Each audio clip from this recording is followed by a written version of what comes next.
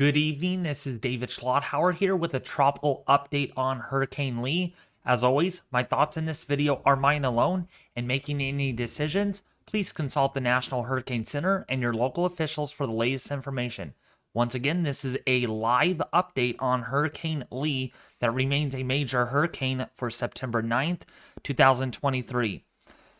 So looking at the latest satellite imagery for this afternoon, and we can clearly see that the system continues to be fairly anemic in some degree, but also organized in other senses. So when we look at the zoomed out view here on Lee, we can see well-established outflow cirrus. This hasn't really changed much since yesterday. That's the one thing that has been kind of deceiving about the system, is that this outflow pretty well established throughout its journey. However, what we're still seeing is southwesterly shear, and some of you in the chat are wondering, like, where's the southwesterly shear at? Remember, the atmosphere is three-dimensional, so we're seeing shear there coming in out of the south, and we'll look at this closer. But see these cloud filaments, or these elements that we're seeing?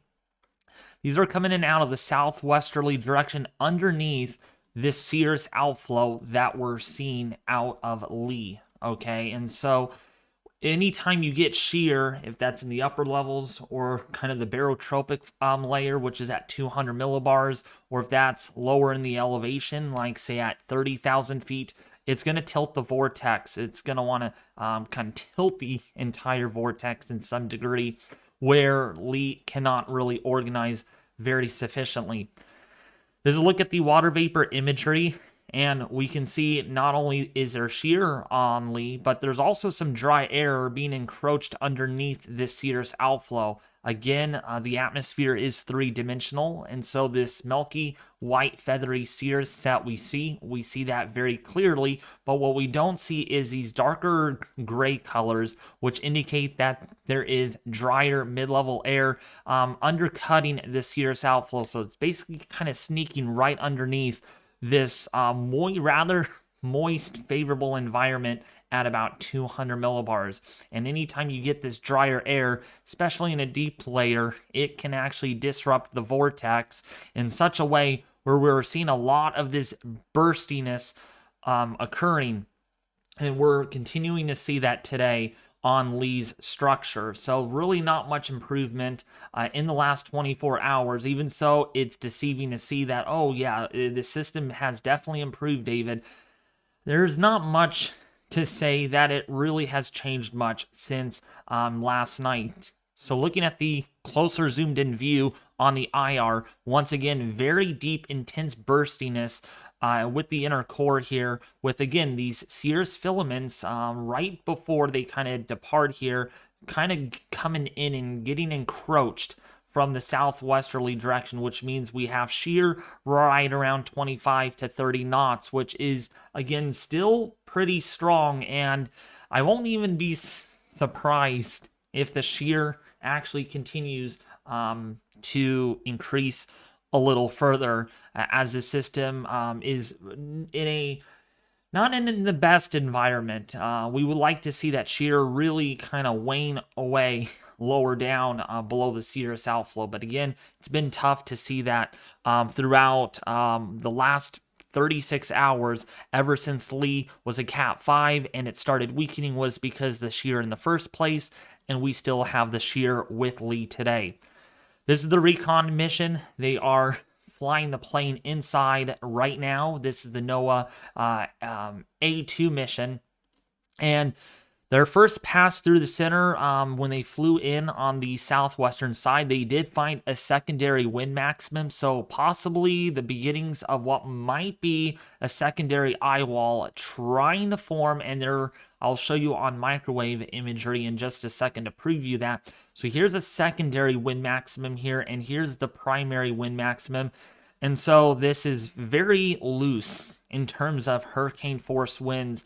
We're not seeing a really, really tight, compact vortex like we had 36 hours ago. And also the hurricane force winds here pretty far out from where Lee actually, the center of it is, with the wind maximum primarily focused on the northeastern side, which again comes with a lot of the shear that Lee is dealing with. Usually when you have shear, the vortex gets tilted, and a lot of that wind energy actually can get scuffled right here in the northeastern quadrant, and the wind pattern within Lee's structure is very asymmetrical. Even so, we have a very symmetrical cloud pattern. So just kind of letting you all know that this is not a very healthy hurricane for it to be what it is, a major hurricane. Probably weaker than that, possibly a category 2 at the moment. By the way, the pressure also has remained fairly steady. Really not much change with the central pressure. Maybe 958, 959. At times it comes back up to 961, 962 millibars. Either way, not much intensity fluctuations with Lee also in the last 36 hours.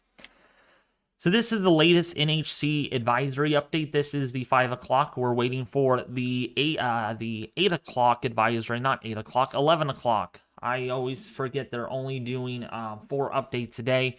Once again, based on this advisory, it is still a major hurricane, but again, it doesn't surprise me if this is already below major status, given with the Recon mission that we are seeing. There's going to be another mission en route to investigate Lee in the next couple of hours, and that will provide us more details on the structure and strength of Lee. But for right now, it is not as strong as it was yesterday, with, again, hurricane force winds mainly located within about 30 or 40 miles out from the center. We got hurricane force, or tropical storm force, that's the orange here, about almost, or maybe even well over 100 miles out from the center. So even so, this is not a major hurricane. Based on what I see, the wind field is very large. So this is expected, though, to be a major hurricane. If it's not a major hurricane now, it's expected to re-intensify to a major hurricane sometime tomorrow, and then remain a major hurricane all the way through Wednesday and Thursday. Some of the model guidance is either too bullish or too conservative, and right now we just don't know. There's a lot of uncertainty now exactly if Lee will even be able to recover from whatever shear there is right now. Some of the models indicate that the shear might not even back off at all, and we might just see Lee kind of slowly wind down and spin down as it drifts off towards the west-northwest, while the Euro model indicates that there could be more significant strengthening. So, by the way, this is not going to be moving very fast through this portion of the Atlantic. I mean, just drifting with speeds as low as 4 or 5 miles an hour, almost stalling in some portions of its track. Some of the models indicate that it's going to be drifting as much as only 4 or 5 miles an hour. That's very slow for a hurricane because it's going to encounter weak steering currents. So key messages for Hurricane Lee. Lee's core is expected to move well north of the northern Leeward Islands, the Virgin Islands, and Puerto Rico this weekend and early next week. Dangerous surf and life-threatening rip currents are affecting portions of the northern Leeward Islands. These conditions are spreading westward and northward and will affect Puerto Rico, Hispaniola, the Turks and Caicos, and the Bahamas and Bermuda during the next several days. It remains to be pretty... It remains too soon to know what level of impacts, if any, Lee might have along the U.S. East Coast, as well as the Atlantic, Canada, or Bermuda late next week, particularly since the hurricane is expected to slow down considerably over the southwestern Atlantic. Regardless of dangerous surf and rip currents are expected along most of the East Coast beginning Sunday and Monday. Users should continue to monitor the updates to the forecast of Lee during the next several days. So I did want to show you all. Actually, I'll get through this, and then we will show you the microwave on this. So here's Lee. Right now, there's a 100% chance. I know no one lives over the ocean, but we have shipping interests. We have cruise liners. We have fishermen that are out there that need to be aware of this. So there is a 90 to 100% chance of tropical storm force winds within the next several days. We have lesser chances now of tropical storm force winds over the Bahamas. Now, most of the models have become more in agreement that the system will turn north relatively soon within the next 3 to 4 days. Soon enough to where it looks like, again, the Bahamas do not look to get as significant of impacts from tropical storm force winds. And even the islands here do not look to get it as bad as what we were possibly even thinking. The winds look to be much lighter than previous forecasts, because again now Lee is not a category 5 and instead might just be a category 2 hurricane. So that means the winds along these islands might be a little lighter than previously thought. But either way, right now Lee is still a pretty impressive hurricane with, again, winds between about 100 maybe 110 miles an hour. Bermuda under a 5 and 10% chance of tropical storm force winds. And these chances could go up pretty significantly given if Lee does this and gets really close to Bermuda. Remember, Lee's wind field will be expanding pretty quickly once it makes the turn to the north because it interacts with baroclinic dynamics. We get more barotropic ascent.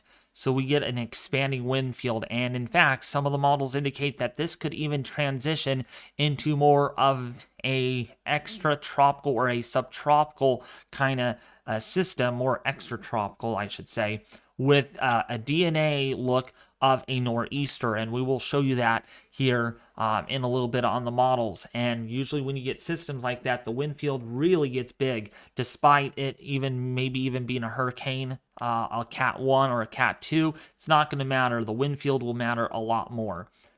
So Lee's satellite presentation, let's kind of focus in on this. I know a lot of people in the chat right now are spamming 97L has formed. Okay, we will get to that when we can. Right now, Lee is much more important than 97L since, again, 97L, I'm sure that's the one that we were watching on the GFS model yesterday.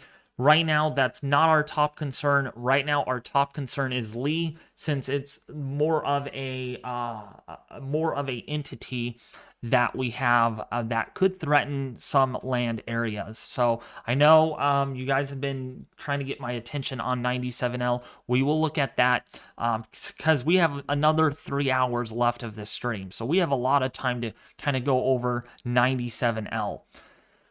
So this is a look at Lee's the discussion. Lee's satellite presentation has changed little today. And by the way, this is going to be a video when this is uploaded. So again, it's essential that I cover Lee first, then we go to 97L after.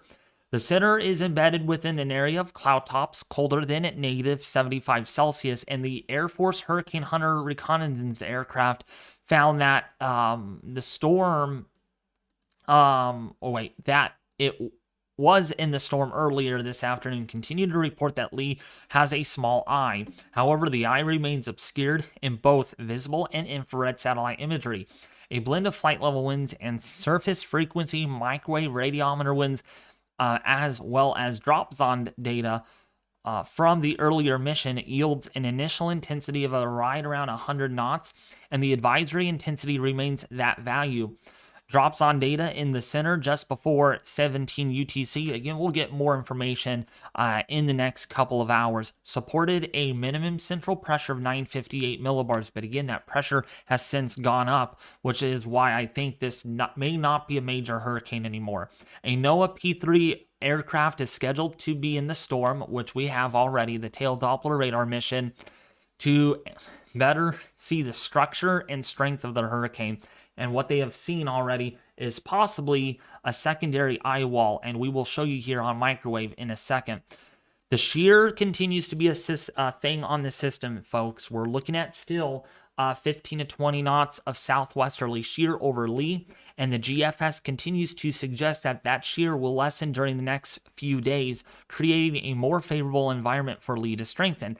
However, However, I want to make it clear the ECMWF and the UK Met still favor the notion that the upper level wind pattern may not be as favorable. And that's critical because if the upper level pattern is not as favorable, we may not get a strengthening system after all, like what most of the intensity guidance was suggesting like 2 days ago, where this was going to be a Cat 5 the whole entire time this weekend. So it's very interesting to see with how Lee is going to be able to recover, if it will at all, from the shear that it's dealing with right now. So that is a huge kind of a wrench thrown into the forecast. Satellite aircraft fixes show that the Lee is still moving due west-northwest at 9 knots. There has been no change to the track forecast philosophy.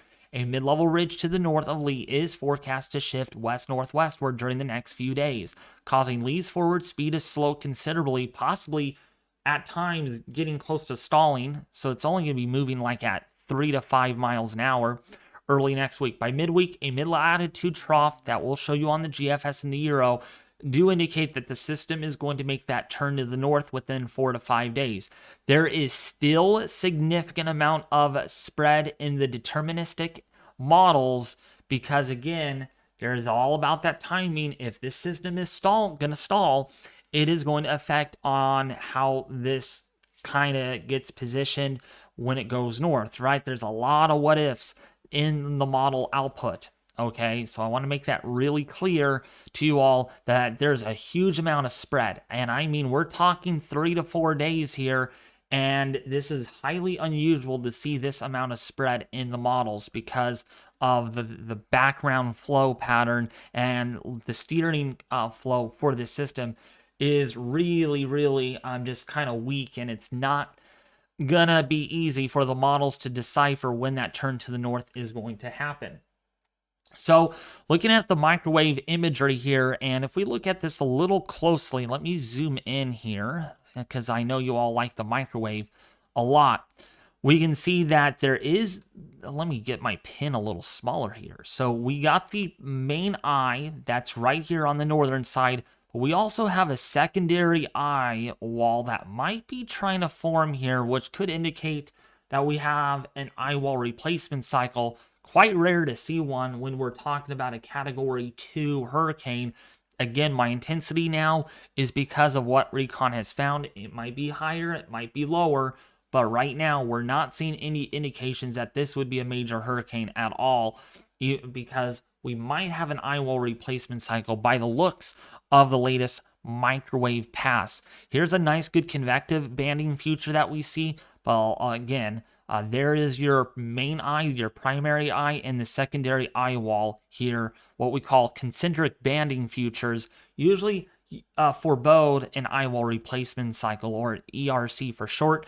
And usually when that happens, we get an expansion with the wind field, which is no surprise because of what Recon has found.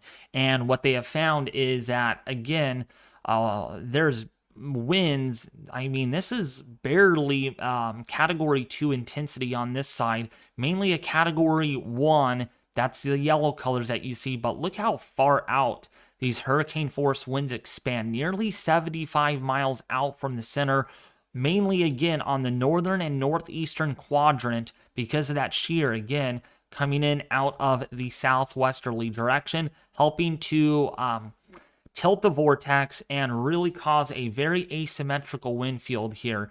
So at times, hurricane force winds here may barely be present at all throughout this portion of the storm, because we have that eye wall replacement cycle, and that's seen well here with that secondary wind max located at about 25, maybe 30 miles out from the eye. We do still have an eye there, but it's going to be interesting. Will Lee recover from the eye wall replacement cycle? Is this kind of the sign that Lee could re-intensify pretty quickly once that ERC completes, or if there is one going on right now, which I think there is? We just don't know yet. This has been a tricky hurricane thus far, tracking it. We were expecting to get a Category 4 or 5 at this time. Instead, we might be at a Category 2. So looking at the ship's intensity, this is what we call the statistical hurricane intensity prediction system. It's kind of a special model that predicts how strong could Lee get. And right now, all the way through the next 5 days, the maximum potential intensity here is theoretically over 150 knots or a Category 5 hurricane. But there are some factors that will not allow that to happen. And one of them is, again, the shear that we've talked about. Supposedly, the shear is going to be under 10 or 15 knots over the next 5 days. That, again, there's a question if that's going to be the case. Sea surface temperatures, not a problem. However, look at our relative humidity. Not very healthy, right around 50%. And we want moisture much higher than that, more like 75, 80%, even 90% for a very well-organized system to take place. The upper ocean heat content, not too bad. We're in the ballpark of modest amounts of upper ocean heat content. And so the one inhibitor here, I would say right now, is first of all, the wind shear and the limited moisture that surrounds the system, which explains why we're not seeing a lot of convective banding features surrounding the entire hurricane like this was, say, back on back on Thursday morning when this thing was really at it for rapid intensification. This system does not look as healthy in a meteorological standpoint. Maybe you all are saying that different about that, but in my point of view, it's not looking any better organized than it was yesterday. So now looking at the GFS model, I always like showing you all this because, again, that's my job at providing the most accurate weather information that I can possible in my live streams here. So be sure to share, like, and subscribe if you haven't already. I'm looking at this this is Sunday morning. Here is Lee down here. Oops, I want to actually bring this up. Come on, work with me. There we go. So here is Lee on the model. This is the 500 millibar cyclonic vorticity forecast. And what you're looking at here is the 500 millibar wind, the vorticity plot in yellow, or it's in a colored shading, and the heights, which are these lines of basically geopotential height. So as we can see here, also your wind barbs too show you which way the wind is coming from and how strong the wind is. So hopefully this clears up a lot of confusion. So the wind is doing this at 500 millibars, and we have winds over Florida doing this. So we have a ridge axis that is all in here. Oops, I can't even draw sideways. So this is where our ridge is. We have a trough that is right in here. So we have the flow doing this around that trough in the lower 48. We have another trough up here in the northern tier of the United States. So this is going to be complicated for the models to resolve because, again, Lee is not moving very fast, and this traffic up to the north is evolving quite quickly. So let's go forward and look at this. So this is for tomorrow afternoon, September the 10th, 2023. Going forward here for September the 11th, again, we have this trough. This is going to amplify a little bit more. The trough that we have down here is just going to be kind of absorbed into the overall westerlies that you see here over the eastern seaboard. But what is going to be interesting is the timing of this trough. We have a pretty good idea that this trough is going to evolve here quite well, but the question is, how deep is it going to get, and how amplified will it be when it gets into the Great Lakes? If we go back and look at the last few model runs on the GFS, let's go all the way back, going back to September the 7th here, and we can see our trough here a little bit different, more in a way of a positively tilted kind of flow. Usually this regime here helps to amplify the trough as it tries to dig further south.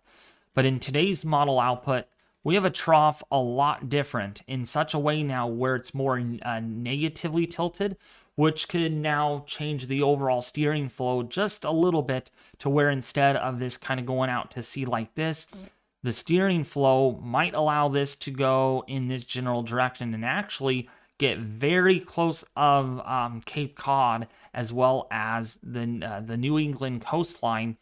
So there could be a lot of impacts based on this overall forecast. So once this gets into play here, this is out to day 4.5. Again, very complicated setup here. If Lee is going to be slower and this trough is able to evolve nicely like what the model shows, then that's going to really change on where will Lee go. You know, there's a lot of questions about this. Is Lee going to barrel straight through into New York City, or is it going to be able to turn safely out towards, say, like Nova Scotia, because of where Lee is in relation to where this trough is that we see in the modeling, which is a GFS here at 500 millibars. Now, as you all know, the Lee wants a path of least resistance.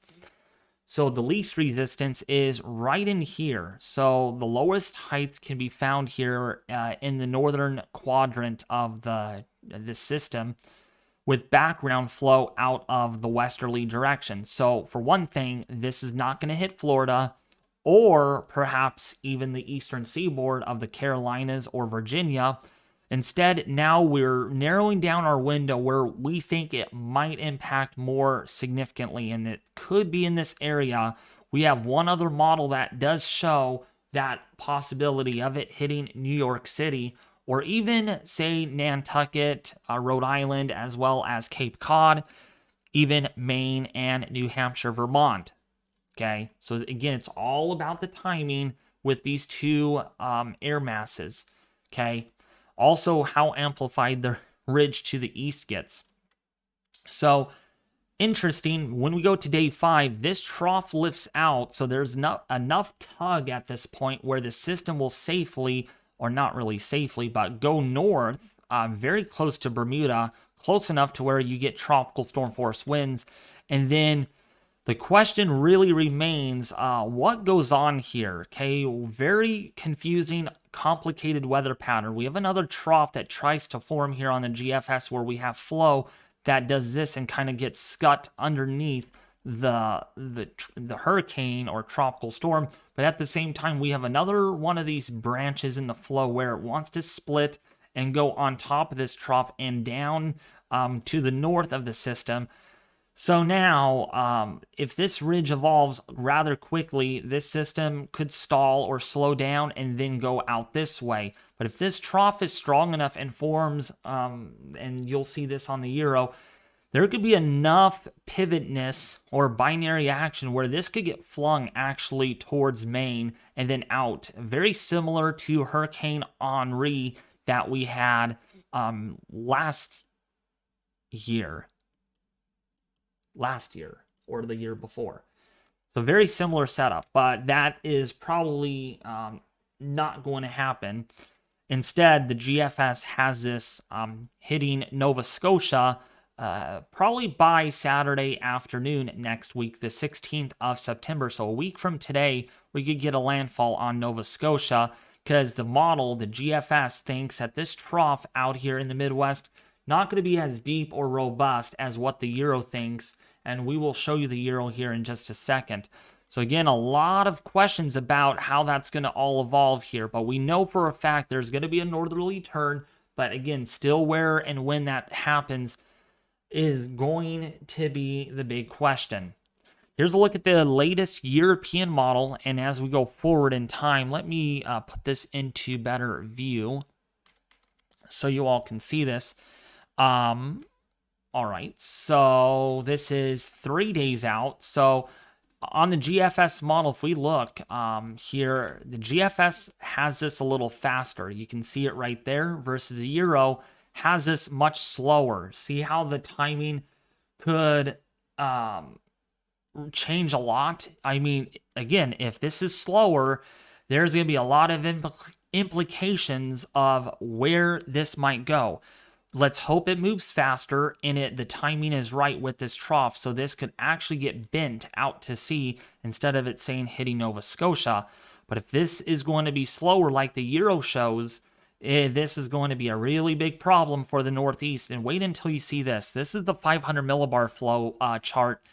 And again, this trough, if we look at a few model runs ago, September the 7th, this trough right here, I'm going to highlight this 570 decameter height line. Okay, and we're going to kind of go forward to the 12Z run. This trough is actually a little bit faster on this run, just a little bit. And a little bit makes a huge difference here, because if it's faster and it lifts northward sooner, then Lee may not be able to be captured as well like what the GFS indicates. And you'll see that here. So out to day 5 we go. This is Thursday, September the 14th. This is the 15th. Notice again our trough up here lifting already northward quickly versus the GFS, where it's a little bit further south. The Euro has this a little bit just a hair to the north, and that's what makes all the difference. But remember our traffic off to the west. We have this trough over the high plains. We have a shortwave ridge north of that, as you can see here. So low, high here, a low here. So we have a trough that is in place. And then therefore background flow out of the west. So that's going to prevent this thing from just getting ushered westward continuously. So again, the impacts to the eastern seaboard don't look to be, are not going to happen. There's a 0% chance of that occurring at this point. So now, interestingly enough, this trough gets out of here quickly. So again, the pattern evolves quickly, but watch what goes on to the north here in the northern plains, followed by this trough in the Midwest. Watch this. Very different pattern that sets up here. So now instead of the GFS indicating this is, by the way, 180 hours out. And my gosh, look how much slower the Euro is to get this northward, say into Maine. If we actually look at the GFS for the same time period, look at how much faster this is. So that, again, 180 hours out. Actually, wait, this is the 18Z run. So for one thing, so the same time frame, 0Z Sunday, or 0Z Sunday, yeah, September 17th. So that would be Saturday afternoon, September the 16th. Take note where the GFS has this. Okay, let's look at the Euro now. My goodness, look how much further south this is in the same time frame for September the 16th. So see how much slower the Euro wants this? If we go back to, for one thing, the GFS does not have that trough as well. Oh wait, no, hold on. There we go. This is it. Yeah, see the trough? It's not painted very well here on the map versus the Euro model has the trough a little bit more sharper. So there's more baroclinic flow through this regime. You can even see the binary interaction here. A little bit of another trough, what we call a barotropic trough that tries to form here. And then look what happens here with the binary interaction. Look at, see, this is going to be a huge problem here. This is, by the way, Sunday afternoon. So this is a whole day later on the Euro. It hit impacting, say, Cape Cod, as well as, say, Nantucket, including for Rhode Island, Connecticut, Massachusetts. If you're on Long Island, I know Severe Weather Center, you are in the Queens, New York area, I believe. That's you, Arthur or Andy. I do talk to him once in a while, and here's your trough. So we have a trough here, and we have that binary interaction here with this. So this is going to really be a huge question mark of, does the Euro get, is the Euro indicating something different that is going to be a stuck forecast, or is the GFS right? The Canadian is also with the GFS on this, but not so much with this trough, you know. The trough is here. We have that system here. Let's take a look, and that's all we got, really. The icon doesn't give us the 500 millibar wind chart.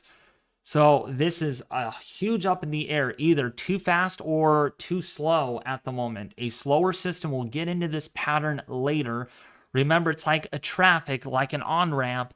If you get onto the on-ramp a little later and there's too much traffic, then it's more harder to get onto the freeway than if there's very little traffic. Or say if there's metering lights, you know, if the metering lights are off, then you get into the traffic earlier and then you get caught up in the traffic sooner than, say, if the metering lights were on, you're going slower, you're not getting caught up in traffic as much. So this is a really complicated forecast still, and I wish I can say as a forecaster here that we know for sure where this is going to hit. And there's still that spread between the Euro model being a day slower and further west versus the GFS model being a day faster and further east. So a big spread here by a full 24 hours really makes a difference. And in such a way that this is the difference between, say, maybe about 1 million people being impacted in Nova Scotia by this hurricane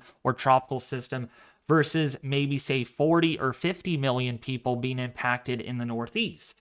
So a big difference here in the population, depending on where this ends up being. And you can see the 0Z run yesterday on the Euro. I mean, this is pretty wild. That's the system. Oh, wait, no. Hold on. That's not the system. That is the system. Okay, wow, that is much slower. Way slower, in fact, versus this right here. Much faster and further to the west. That's one full model run, okay? And so there's a lot of uncertainty in regards to how that evolves. Now, some of you are probably asking, how strong could Lee still get? And I don't know what's going on with the Euro. I don't know if the Euro is broken or what, but we still think, or the Euro thinks that the pressure could get down to 906 millibars. Going to be very hard to see that happen despite the shear that we're seeing right now. If that decreases significantly enough, this could get strong, very strong. There's still a high ceiling on this, strong category 4. But until that shear really relaxes, this is not going to be the case. And 906 millibars, I'm really disagreeing with that right now. Based on where our air pressure is, we're in the 960s from the Recon aircraft. We have to drop a full almost 60 millibars to get a system this strong. So we just don't know exactly how this is all going to evolve. But a very strong system on the Euro at this time. And we'll see. Maybe the Euro's right. Maybe it's not. Maybe the GFS is right the whole time. All right, I wanted to show you all, let's actually go to the wind plot here. Let me just use this. So now how strong could this be when it hits New York? Again, the purple areas do indicate stronger tropical storm force winds. This is not for, the green is not tropical storm force, so this is kind of lower in its, in the wind plot color map here. So a tropical storm on this model, maybe a low-grade hurricane. And remember here, you don't need a hurricane to cause substantial wind damage. All you need is a strong storm here. Remember Sandy? That thing was a Cat 1 and it did a lot of damage. It was a superstorm because of how strong it was. So therefore, we just don't know how strong this will be when it goes north, but we know it's going to be weakening. The GFS has this further east with near or right around near tropical storm force sustained winds impacting Nova Scotia with, for sure, we could be looking at tropical storm force winds with pressures there at about 950 to 960 millibars or so. So that's a look at that. So now, due to the fact that there's a lot of uncertainty here, we are not going to be looking at the hurricane models. Maybe later on in the stream, we will be able to, but there is so much uncertainty exactly how strong Lee will get. Right now, there is wild outcomes on the intensity spaghetti plot here, indicating maybe a mid-grade Cat 3 to a mid-grade Cat 4 hurricane, maybe a little higher than that. But also, we now might have a Cat 2, which means, again, this could be downtrending a little bit. And the models are not seeing this as well. We just don't know. Here's a look at the spaghetti plot from the GEFS with its track forecast. Once again, a big spread. I mean, one member actually right with the Euro, where the Euro has it all the way over here. So, mighty big spread this far out in time. That is 5, 6, 7, that's 7 to 8 days out, and there's a lot of spread here at over, say, maybe 400 or 500 miles. So therefore, we just don't know who's going to get impacted yet. We know the turn to the north will happen within the next, say, 3 or 4 days, but exactly when and where is still to be announced. So now some of you were wondering about 97L. That's the one, right, you all? I want to make sure I got that correctly. If I'm correct, just say, yeah, that's correct. I think it's 97L that you were all wondering about. So let's talk about that, because again, that is getting more attention.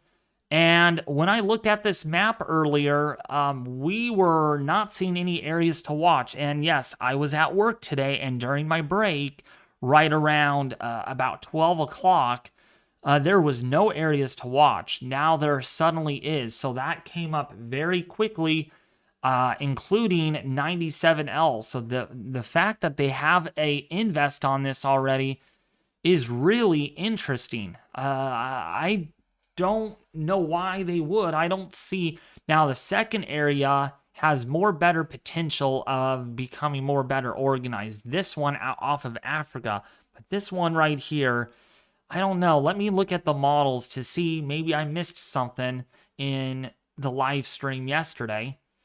So let's go to the halves. Actually, we don't have any hurricane models on that, do we? No, we don't. We do not have any model runs on that. So that is unfortunate. Let me see if we do have... We do. All right. So, yeah, this one might become a hurricane. There's only 4 models on this, so we cannot say for sure if 97L will be our next storm to watch for it to become a hurricane. But I'm very surprised they did not put the next area to watch off of Africa as a invest in itself. By the way, that one right here could become invest 98L. So the continuation of a very busy Atlantic still continues through mid-September here as we go forward. In fact, if we look at the GFS, I want to see this, how this all evolves. We did get some new model data in. So that's the first system. You see, I don't know where they're seeing that. I think they're referring to the system right here, I bet. And maybe another system. So really busy in the tropics for a while. And by the way, this system right here is really uncertain. We just don't know where it's going to move, by the way. We look at the 12Z output of the GFS. Look at how different that is. Very close to the northeast versus where it's at here, way over here. So we just don't know exactly how this is all going to evolve. But a pretty busy Atlantic still continues here for the next several days.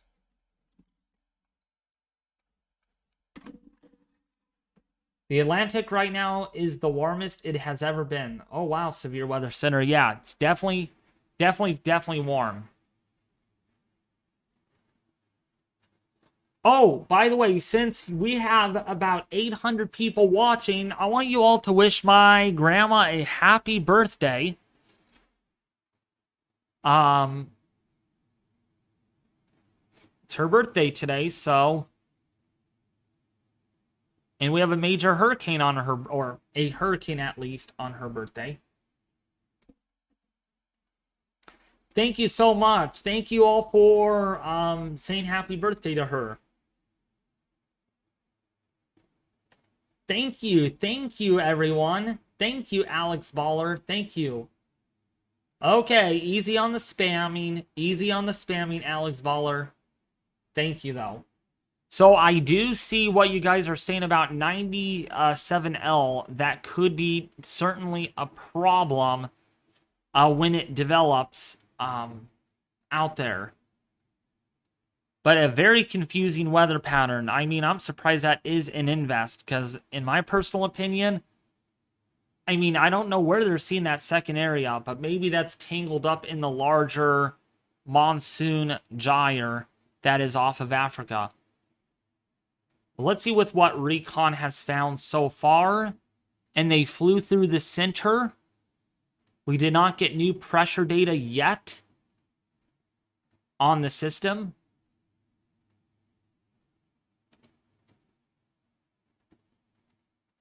But they even found weaker winds. Look at this. The winds are even lower than the other pass. And the eye looks to be a little bit bigger. So maybe that eyewall replacement cycle is currently ongoing. I think we have an eyewall replacement cycle. What are your thoughts, Justin? I know you were in here earlier. What are your thoughts?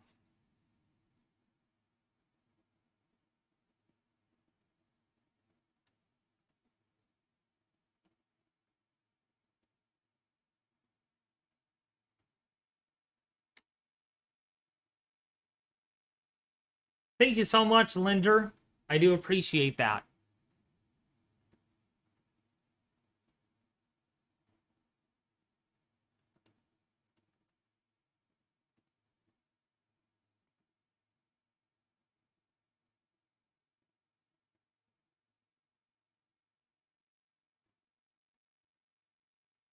Here's a look at 3D on the storm, by the way, if you guys want to see that.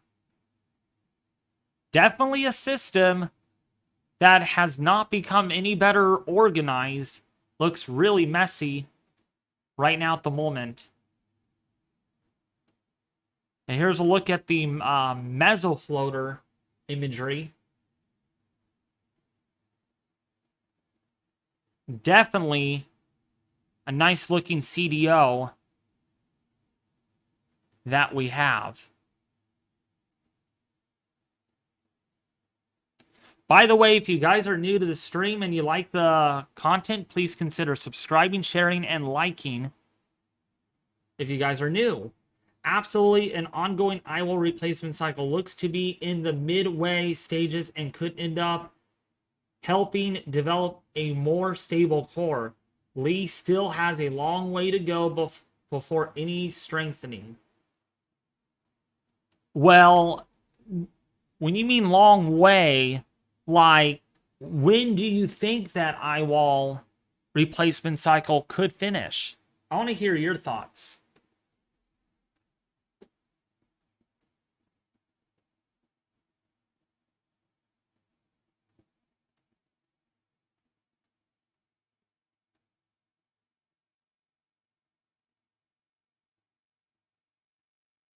Looks like we got a new burst of deep convection again popping off on the northern side again. You can see it right here again.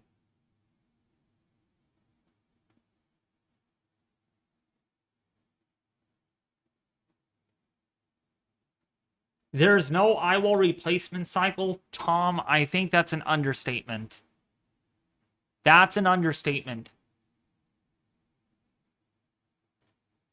Try again.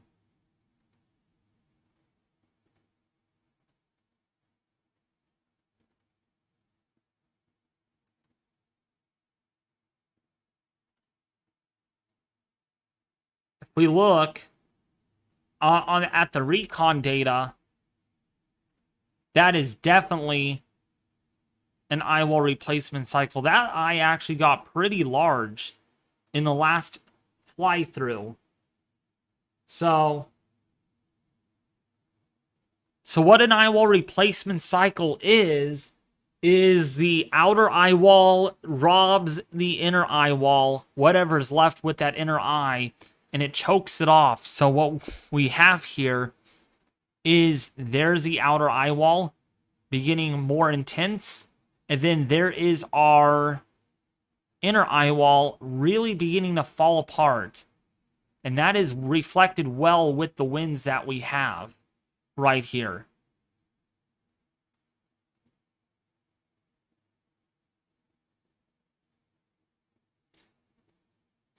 We don't have visible satellite imagery because the sun is down.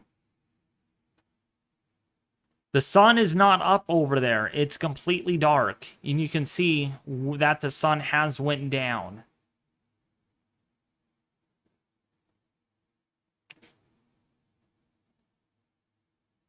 Yeah, there's no daylight. So we don't know. An Eyewall replacement happens on intensifying major hurricanes. Not necessarily. Justin, can you actually help Tom understand that an Eyewall replacement cycle can actually happen anytime as long as it's at least a strong major? No, I didn't, Maddie. No, I didn't.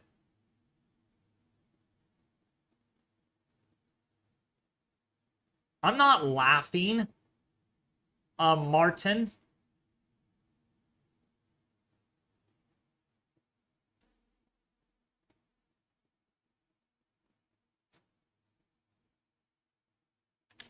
Oh, not me, okay. Oh, Enoch, okay. So we're waiting. Oh, I think they're done with their mission already. So we'll see with what their last pass finds. But wow, that is not moving very much. That really has slowed down.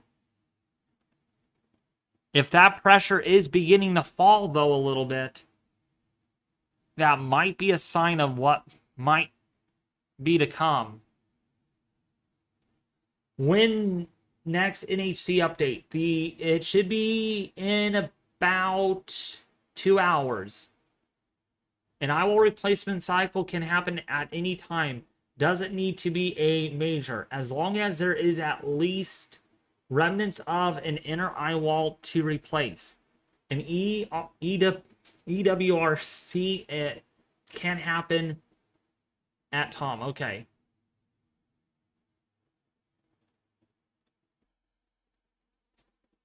Oh, it's all right, Martin. You're fine. You're fine.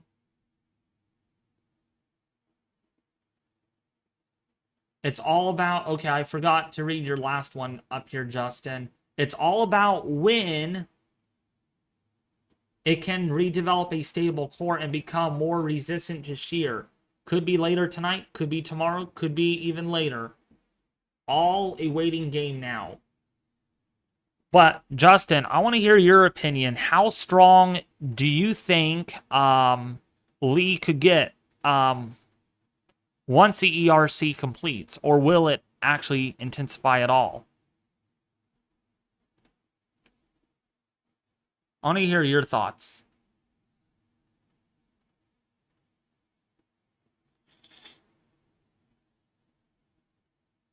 How strong is Lee now? Based on my estimates, probably a Category 2 hurricane. You can see the purple colors, which indicate hurricane force winds. We're not seeing 137 knot winds at all. I think it will intensify eventually again. I can't say how strong it'll get, though. All right. I'll take your word for it, Justin. But I'm going on the low end. I don't think this is going to get much stronger, but I could be wrong too.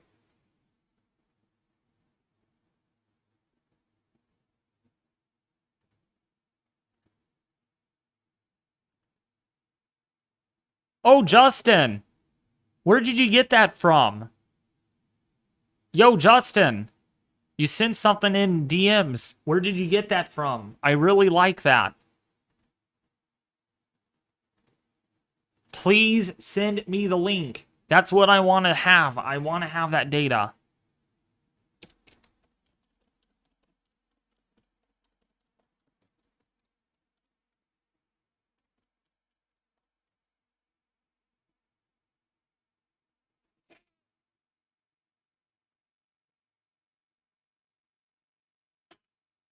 We're going to get a new recon mission in there soon.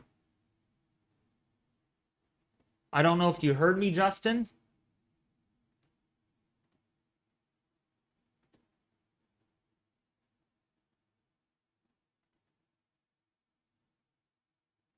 But this is the last pass showing with what we were just looking at on microwave. That is a really intense decaying look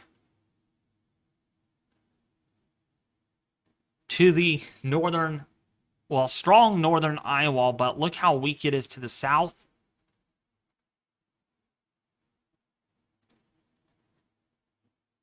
I guess Justin left.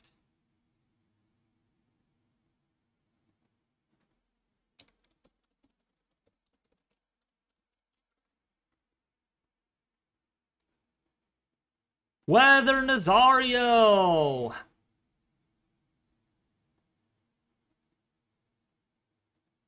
I can't send a link. Friend of a friend plotted the data. See, that's what bugs me. I don't know why it can't be shared publicly, but people still have the link. Well, at least this is the latest we got on the system, and you can see the northern eyewall still in place, surrounded by a secondary eyewall that is beginning to shape up here.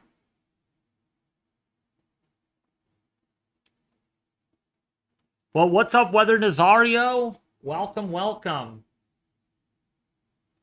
It's been out there, been tracking it on my channel. Everyone's been fixated by Lee. These two waves snuck in below the radar. Yup.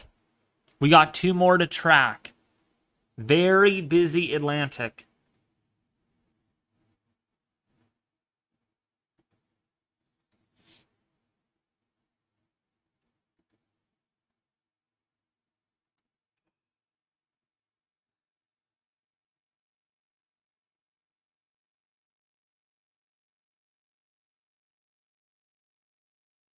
So, yeah, we're going to be watching this system closely.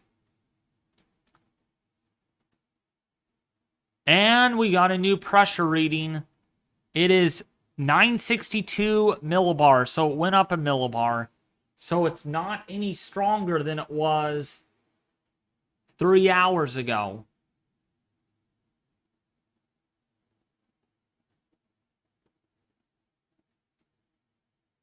There's too much activity out there right now. Synoptic pattern is all broken up. Yup. Kathy, I covered pretty much everything. Did I not? Did I miss anything, everybody, in my discussion? Did I miss anything? We got Recon, and we got a new burst of deep convection.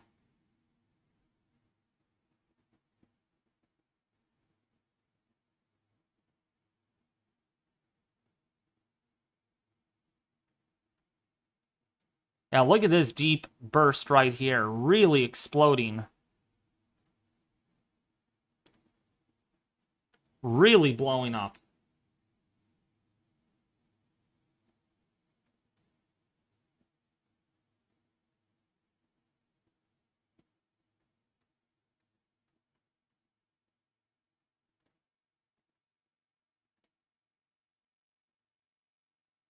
Very explosive. What's up, J&A Adventures? How are you doing? Now, we're tracking Hurricane Lee here for a while until the next Atlantic hurricane, or until the next advisory comes out from the National Hurricane Center.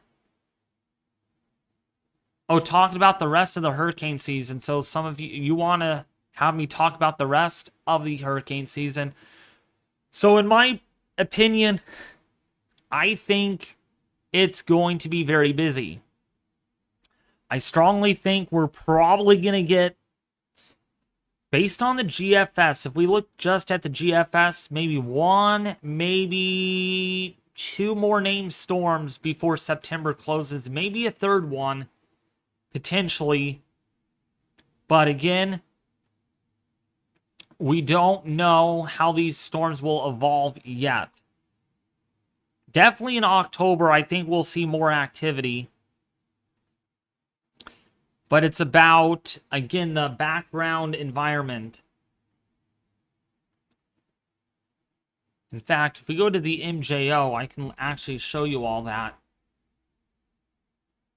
And right now, the MJO is going to be headed into the null phase and then eventually going into phases 5 that are not as conducive for hurricanes in the Atlantic. This is kind of our sweet spot. Right in here, all the way in here, pretty much our most favorable area to get tropical storms or hurricanes in the Atlantic. Once this gets all the way into the phases 5 and 6 and 7 and 8, this over here is very unfavorable for the Atlantic. We have a lot of sinking going on, lots of shear, some dusty Saharan air that could make a comeback and could make things more unfavorable. So I think we're going to break the active period here probably in late September, early October, I think.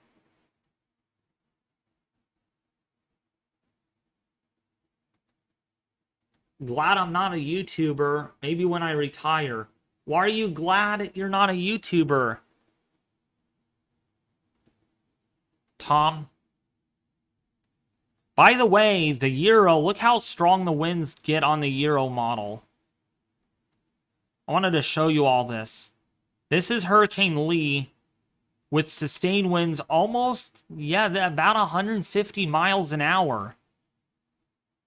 And possibly even getting stronger, 154.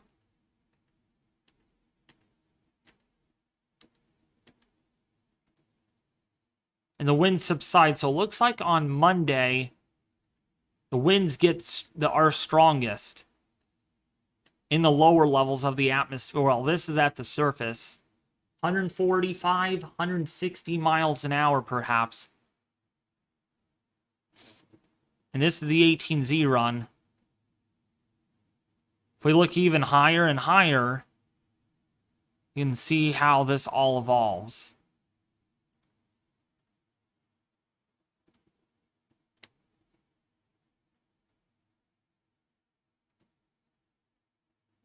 See if there's any shear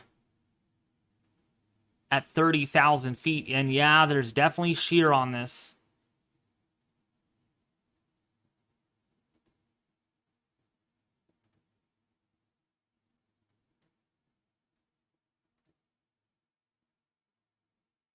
Yeah, still a little bit of shear on the system until we get into at least Sunday night. And that's when the system could really take off. Potentially. All right, I'll be back in a few hours. All right.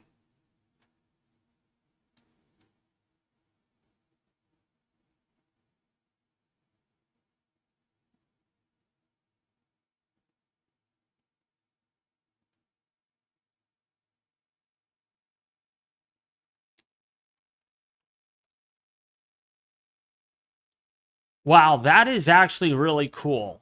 Man, that is very cool, Justin. Thank you for letting me know that. So that may not be official data. That's what Justin is telling me. But it gives us a pretty good idea what the structure of the hurricane might look like based on that data. Based on how it was plotted. It's actually really good. That's pretty stinking awesome, to say the least.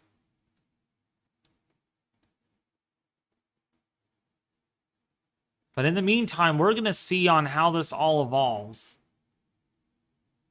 Thank you very much for wishing my grandma a happy birthday.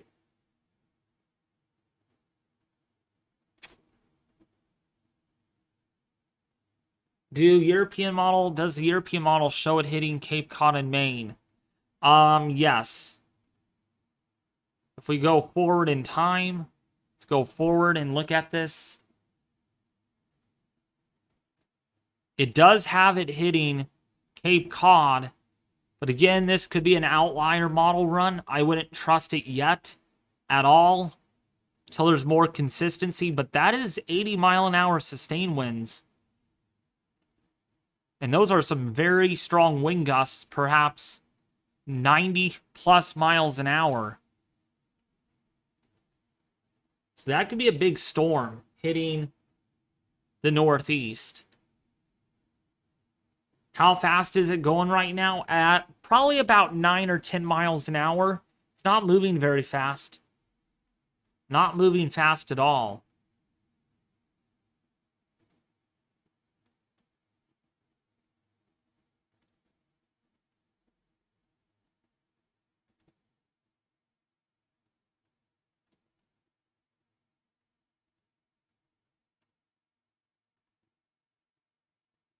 Definitely some strong winds in the lower levels, though. About 116, 117 miles an hour.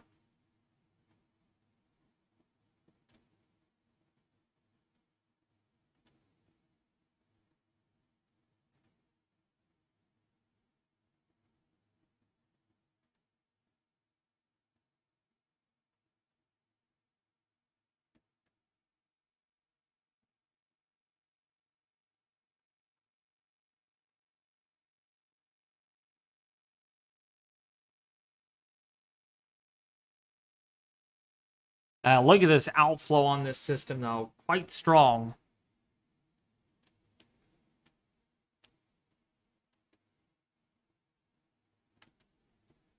So we're going to wait for our next NHC advisory. And we'll see with how strong it is. But I bet you it's under major hurricane intensity. We should get a new Recon mission in there really soon, though.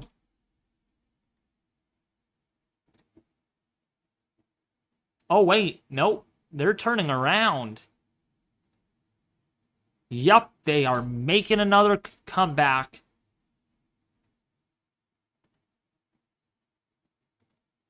And so, 3 hours and 20. So we got a new...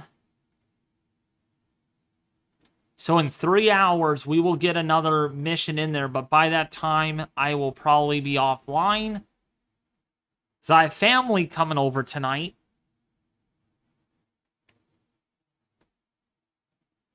And we have a Discord staff meeting that we need to do.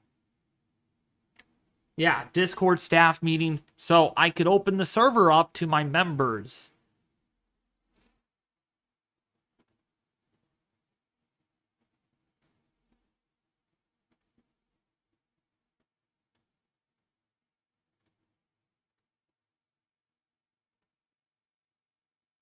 Oh, and by the way, I wanted to tell you all, I did look for a drone. Because, you know, a lot of you voted for a drone. For me to get a drone for weather photography and stuff. Guess how much it is for the drone that I looked for. I want you all to guess. While we look at the Recon data here. I want you all to guess how much it is.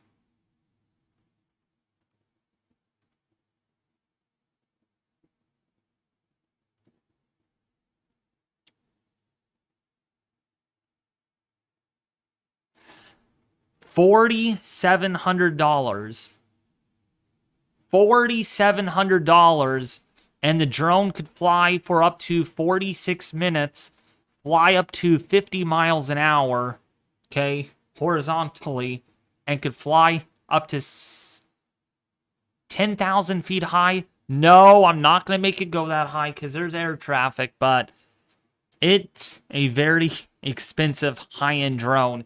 And yes, it's a DJI Mavic 3 Pro, I believe. That's what I am purchasing. Hopefully, fingers crossed, for you all members that are waiting for some good members-only content that will hopefully come to the channel by November. Between November and December. Because again, when it's that expensive, it does take time to save up for it. So, that's going to be the plan. And not only that, it's going to be used also for big storms too. Why are you doing that? So why am I buying a drone? Well, because my members, I voted last night and they said drone.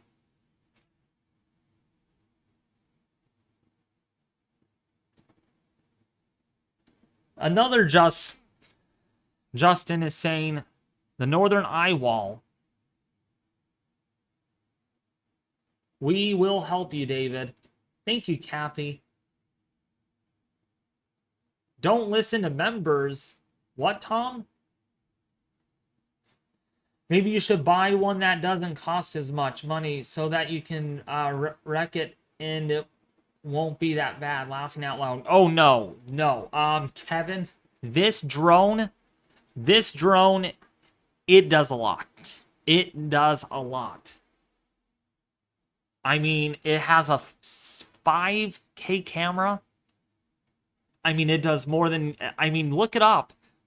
DJI Mavic Pro or 3 Pro or Pro 3. Something like that.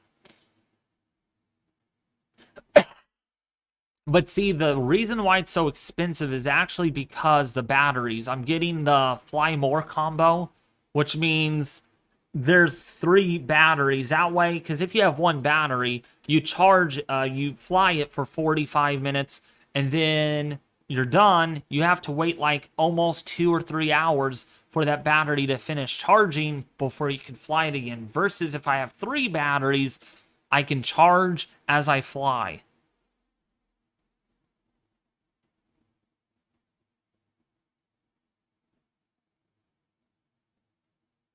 Oh my gosh, Kevin. You're funny. You're very funny. No, it doesn't do that. It does not do that at all. But the purpose for the drone is to get close-up footage of thunderstorms.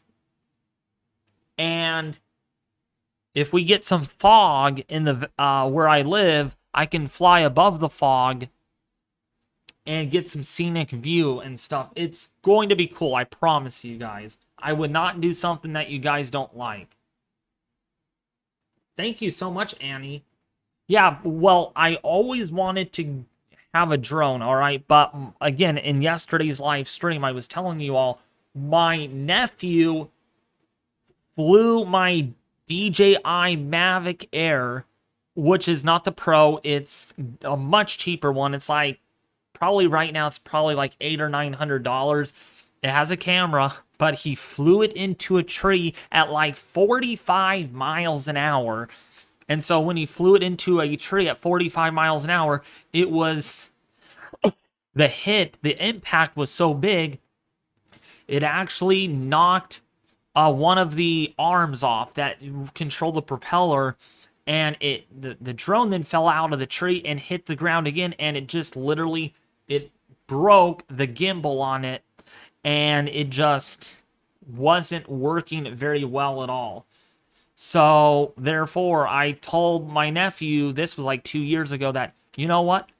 When I buy a drone again, no one's touching it. No one is touching it but myself and my viewers. Yes, you guys will get to touch my drone. No, I'm just kidding.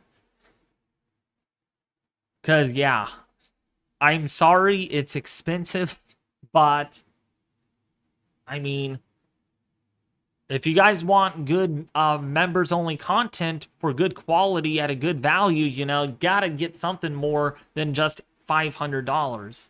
Unless you guys have better options, you know.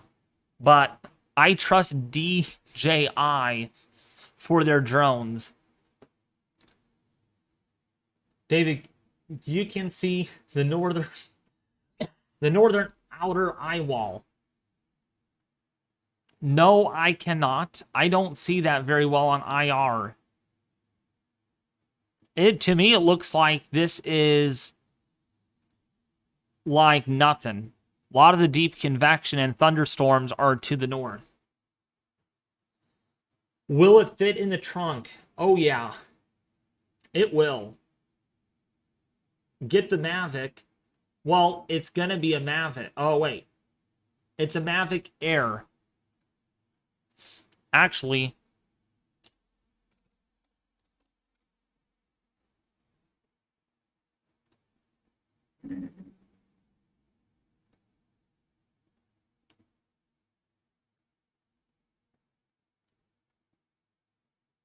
Okay, so the one that I'm getting here is the DJI Mavic 3 Pro.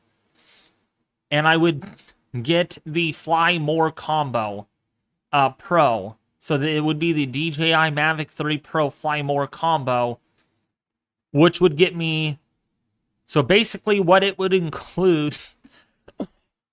I'm going to go do this in order. One DJI Mavic 3 Pro, a remote control, of course, 3 batteries, 6 sets of low noise propellers, of course, a power adapter, and many other things. Actually, you know what? Let me put the link in the chat here so you all can check that out, because some of you are probably wondering. So click on that link so you can see that's the one that I'm getting. That's the one. I kind of decided last night that, you know what, this one would be perfect. But it won't be until like as late as Christmas when I get it, okay? It's not going to be tomorrow. It's not going to be early October. It's not going to be probably until Christmas time.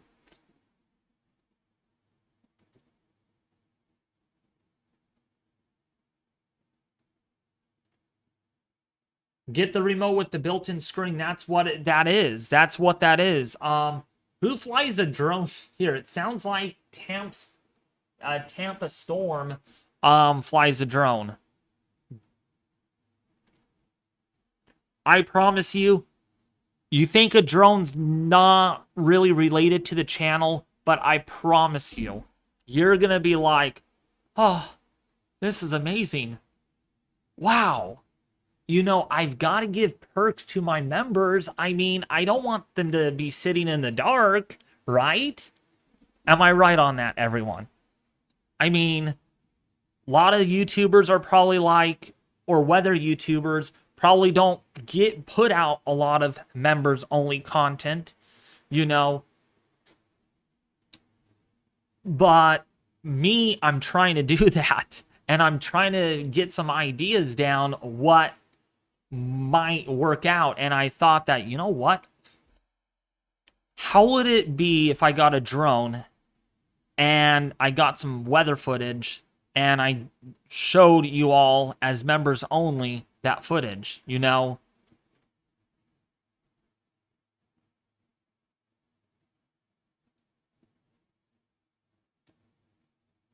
Part 107. What do you mean by that?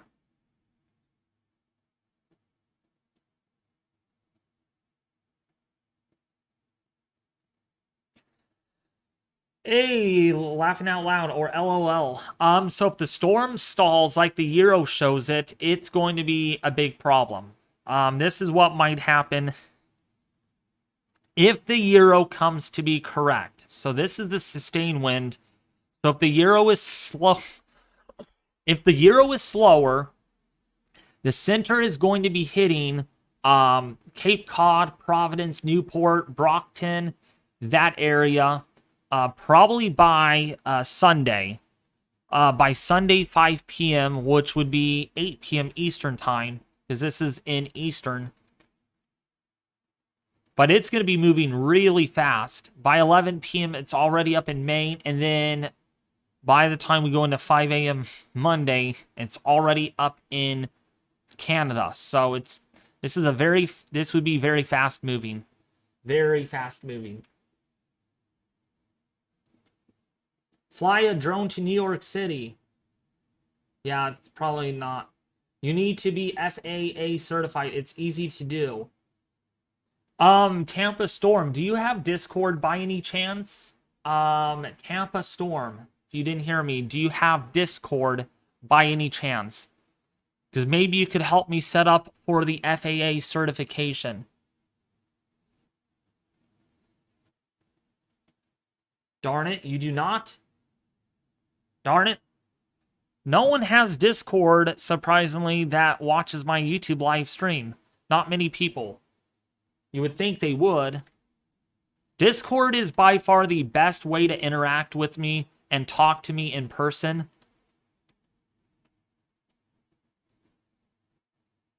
Is Lee still blind? Lee still blind? That's a good question. At this point, probably doesn't know what to do. Doesn't know how to make up its mind. I do. Okay.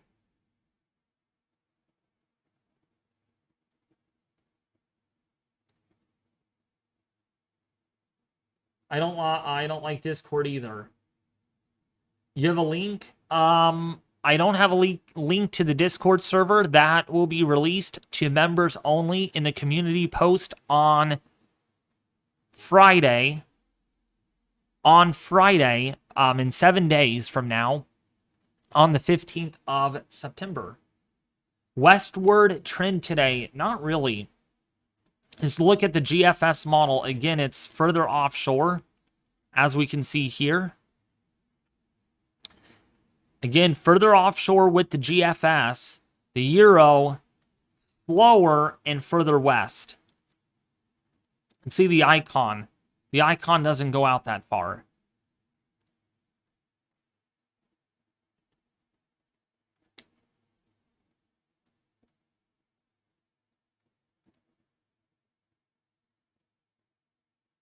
Why members only? Well, because they pay. They're paying to get the Discord link sooner.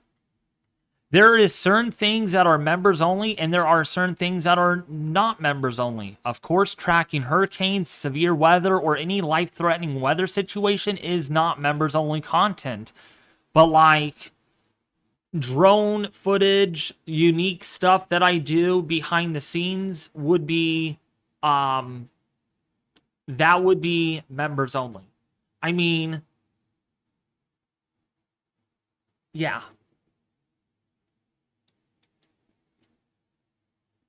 I think a Rhode Island landfall is possible. Again, we just don't know. All right. The GFS and the Euro are have two different opinions. The GFS is faster and wants it further east and hitting Nova Scotia probably by Saturday afternoon or evening sometime, while the Euro wants it further west and impacting New York a day later. So, again, you agree with the Euro, Martin? I honestly would not yet, because there's a lot of uncertainty. Think need licensed drone outside your yard. Yeah, I know. I need certification. Some drones you don't need to certify for. I don't know if Tampa Storm is here.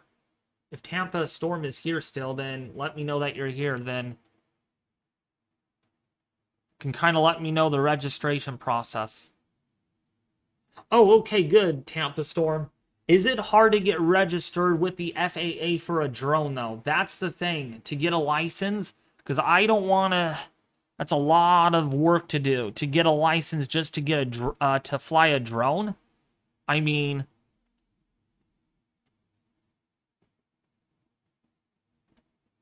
I don't know how that all works, but...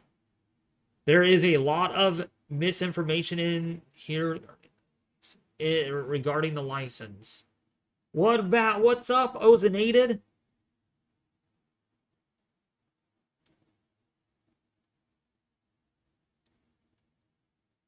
Air ceilings, David. You need to have a serial number for the drone and apply for it.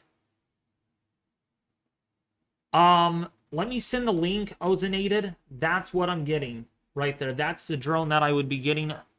And again, only members only will be able to see the footage and stuff.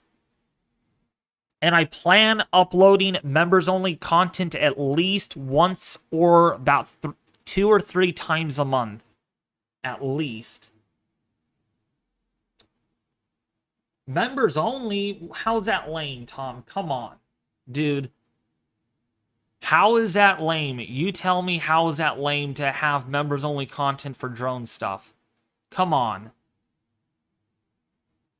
Will you cover Lee? I am covering Lee right now. But there are people in the chat asking about drone stuff.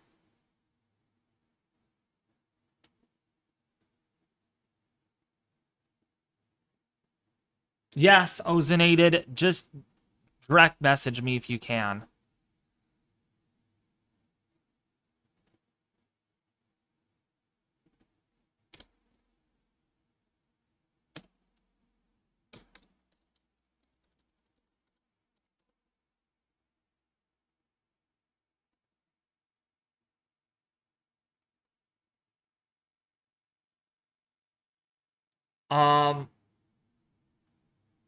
It's this.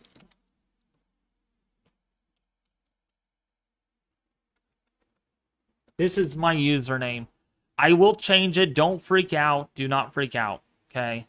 I'm changing my username. But this is it. That's my username. Ozonated.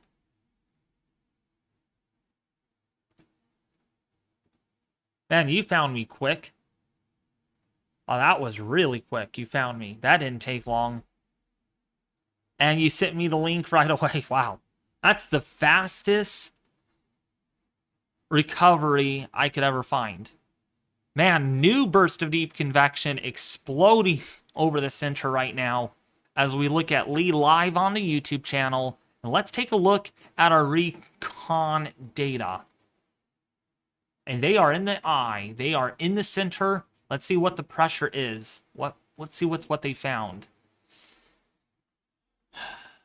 They are not in the eye yet. They are close to the center. They are very close.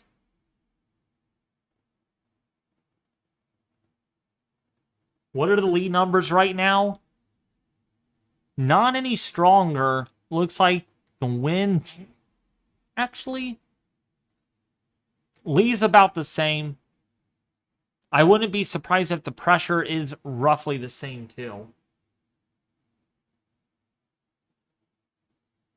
How accurate is my model, David?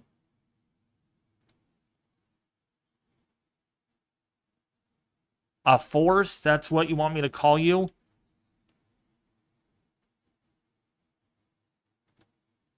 What do you guys think? How accurate is this guy's model on Lee?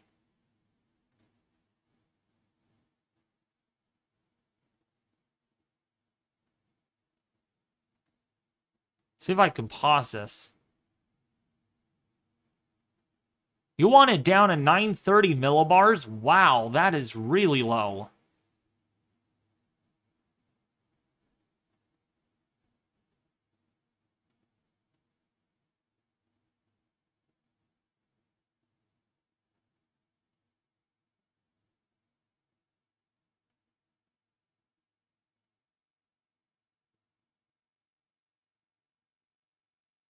That is actually really good. I like that. Is it accurate? In this case, it is really close to those Bahamas. So I would probably say it's not the best, but that's the potential outcome. He wants it to stall, though. That is concerning.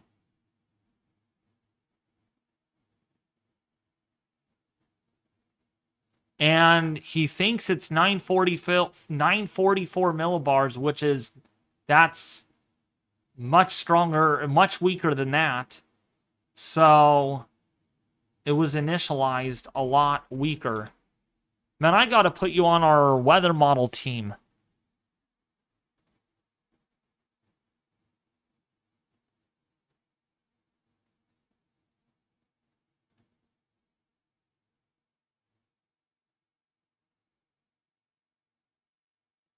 Yeah, maybe you could message me, Ozonated, after the stream. I'm not getting the drone for a while. So when that time comes, though, then...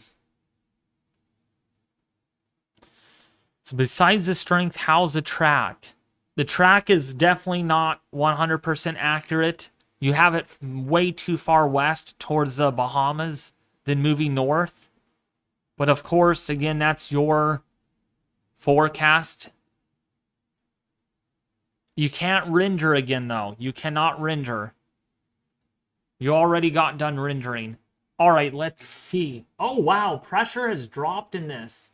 956.5 millibars. So the pressure has dropped inside of Lee's center, which might mean it's trying to get better organized. It's trying to get better. Oh. And this image is outdated. All these images are down. Okay, that's not fair. We don't have new images.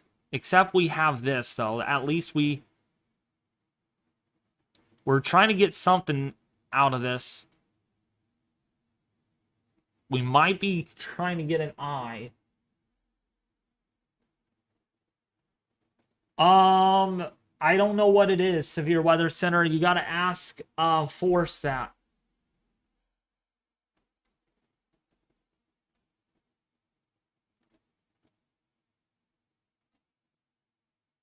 So they got the center and they found pressure.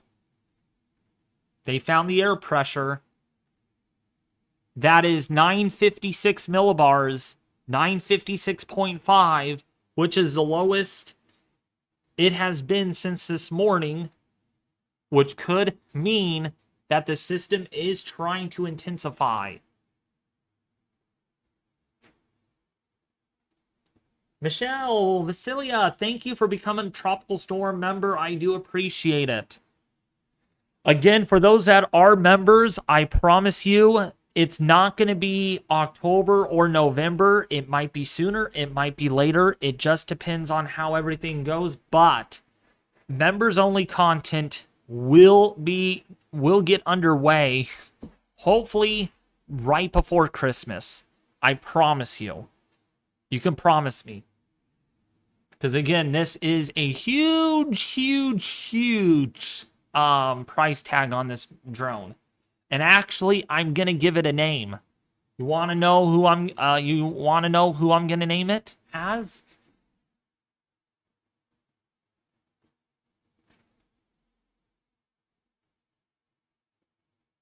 It's gonna be one of you guys in the chat as a viewer.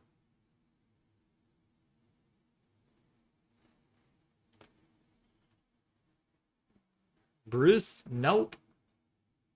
Beautiful game? Nope.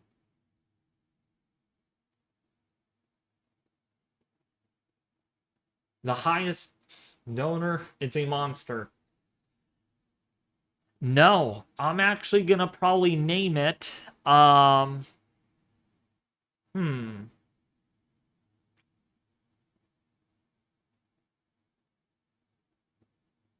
Probably, I'm gonna give it a name.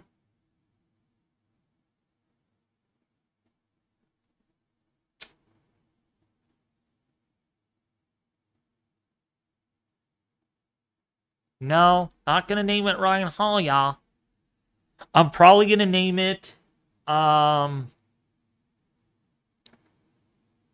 Miss Piggy. I'm gonna name it Miss Piggy. After the NHC Recon. I think Miss Piggy is out there right now, investigating. So, it's actually gonna be named Miss Piggy.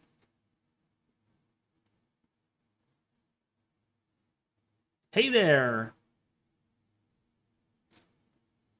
Someone doesn't like that, Martin? You don't want me to name it Miss Piggy?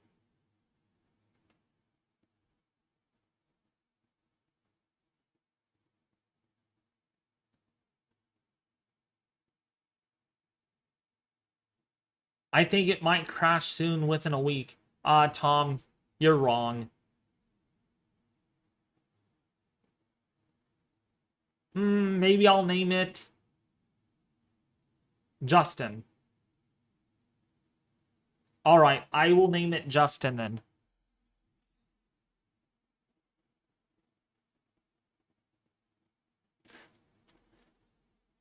I have my station outside, my weather station. It's named after one of my moderators and my viewers that I've known for over almost 10 years, Ethan B. So I think name it drone. When I get it, maybe I will change my mind, but I think it's going to be named after one of you.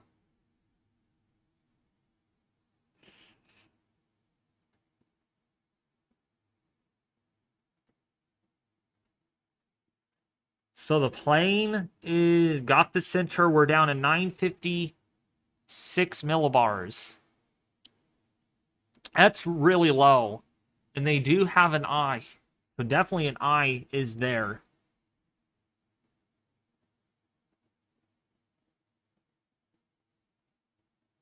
Maybe I will name it Tommy. So the Euro shows, the Euro model shows the Northeast getting hit, but that's the one and only outlier model that we have. The GFS is faster and much further to the east. David, yeah, I know Lava Command. I know. I showed them the microwave imagery that there is an ERC underway. Yes, this shows an Eyewall replacement cycle. That is for sure. That is for sure.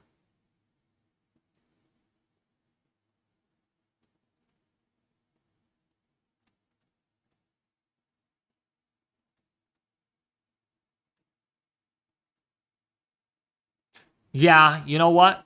We're starting to see the wind field contract over here. So I think we're beginning to see that eyewall replacement cycle with a wind maximum over here on the northeastern side. That's what the plane has found. And the eye is a little bit bigger, probably about 10 to 15 miles in diameter is the eye size right now.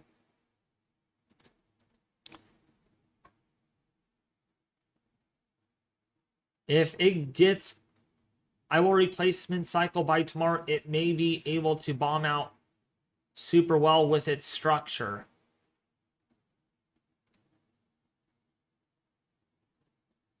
We'll see.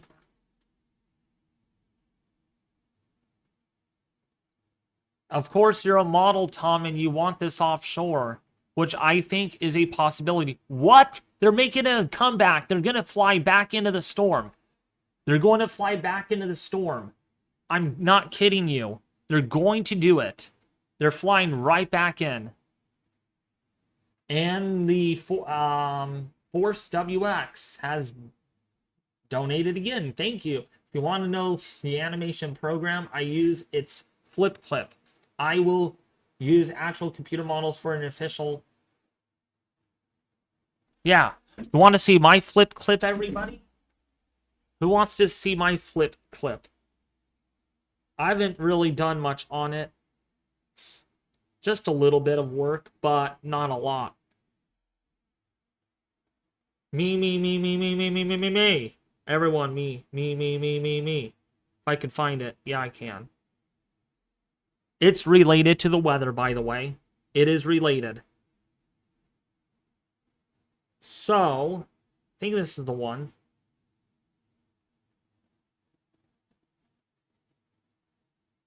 Yeah. So, this is the southerly surge along our coast. Let me know what you think about this. Let me turn on my camera so you all can see. Except my camera is not working. More things break. Why is it not showing up? There we go. So I wanted to show you this.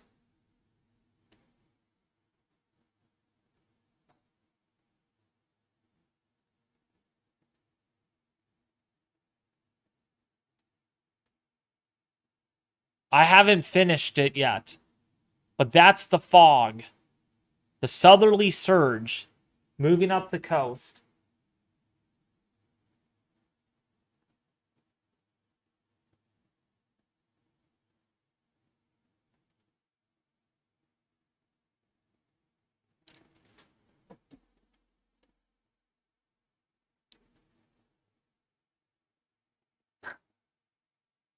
Look at the Recon right up there.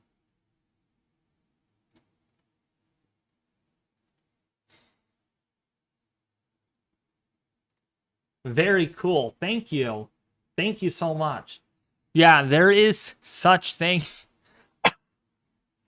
There is such thing as the southerly surge. That's when we get an eddy. So we get an eddy along our coast. So for you guys, it's going to be this way. And so what happens is you get southerly flow that comes up. And it comes up from Southern California. And that actually... Thank you, Force WX. I'm glad you like it. I like those. I like seeing the southerly winds, and I like how the fog gets really deep, and then it kind of compresses down. By the way, Tom, how has the weather been in your area? Have you had any Catalina fog? Catalina eddy is what they call it. Or it's called the Tom fog. Tom fog.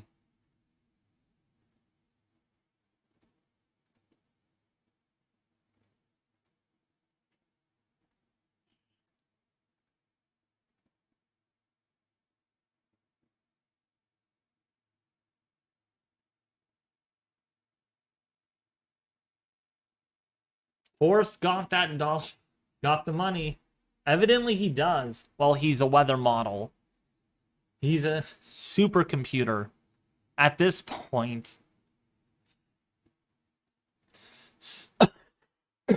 So, Force WX, I demand you to render at 06Z tonight on Hurricane Lee. Not recently, warm and hot. Oh, so not much fog down there. Okay. Yeah, the fog kind of breaks away usually by September because the Indian summer is right around the corner. Time for them Santa Ana winds. Excuse me. So again, we're watching Lee. See what the Recon plane finds.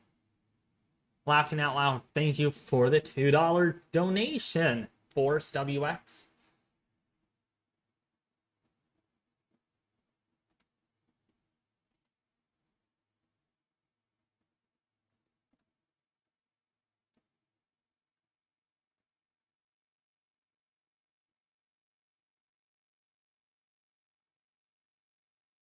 So we're going to wait for more Recon data.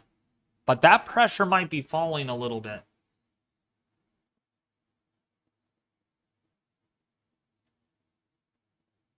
They wanted to form it. Whoa, they have models on this already? Wait. Where do you see this? I do not see...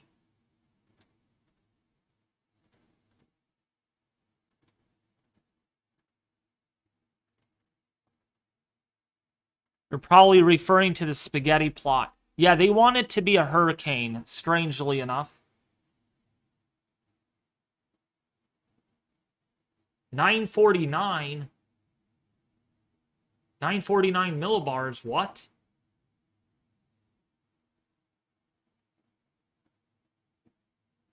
Hey, Force WX, are you going to render on 97L or not?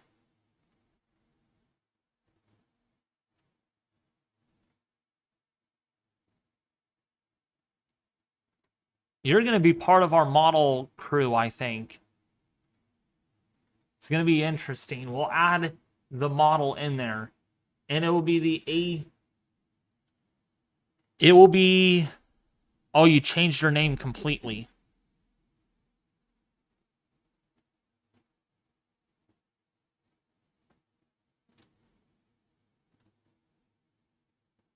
What is it, Martin?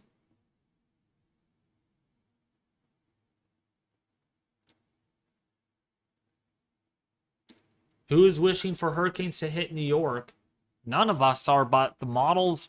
The Euro wishes that, I guess. The Euro model. Hello, Michael Brown.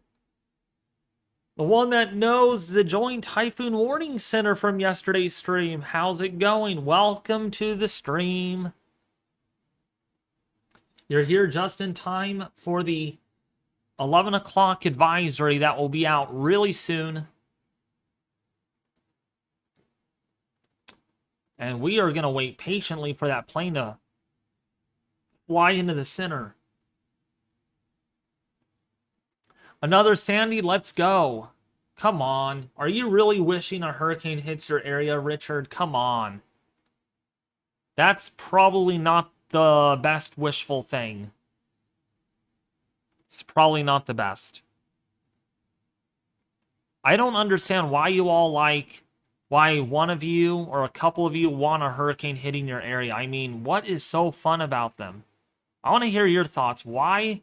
What's so fun about a hurricane? Probably you all will say it's not fun, but I know Richard says it sounds like it's a fun thing.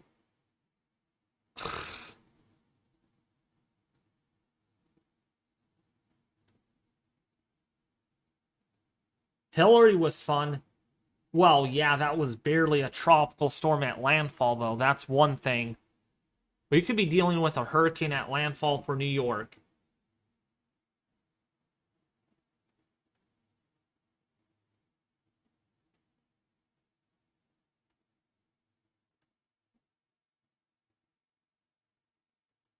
Sorry, looking at my weather pattern over the next couple of weeks to see if we got that El Nino jet going.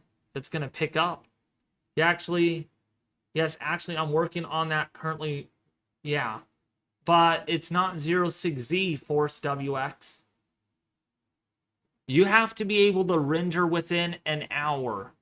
So that means 06Z tonight is 10 o'clock. My time, depending on what time it is for you, you have to kind of look at Greenwich Mean Time. So you have to render within 1 hour or less.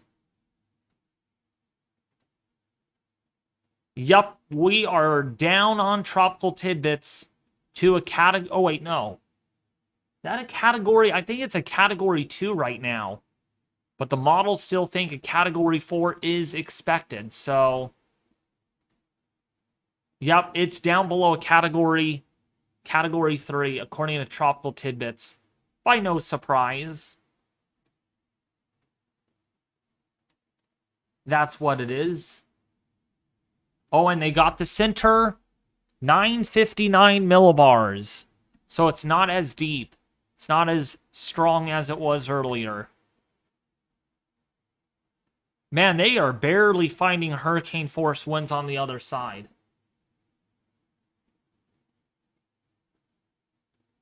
That's what they have found. They have found the southwestern side, and the pressure is 959 millibars.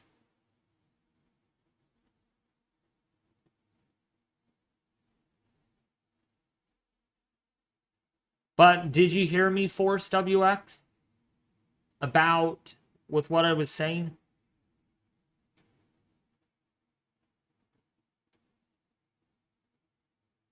Can I render the track intensity chart?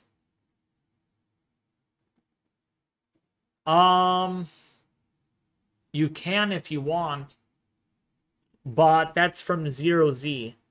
You're going to render still tonight. You're going to do the 06Z run.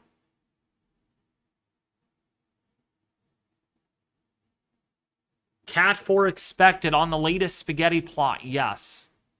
That's what this is showing for people, for a lot of you that are curious. This is a category 2 right now. Barely a category 2.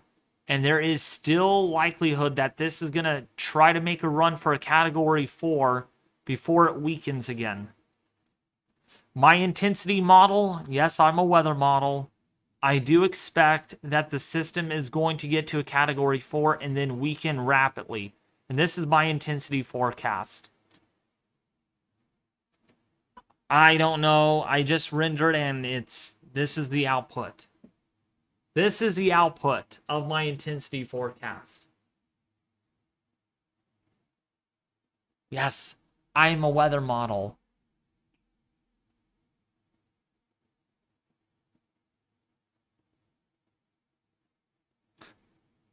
Cat 5 New York? No, Martin. And this is probably the Tom model right here. The Tom model. Want to see your model, Tom? Way down here. He doesn't even indicate any strengthening. And this is probably the ED gain model. The ED gain model, which is one of our viewers. He said Cat 5. Probably way up here on the top of the chart.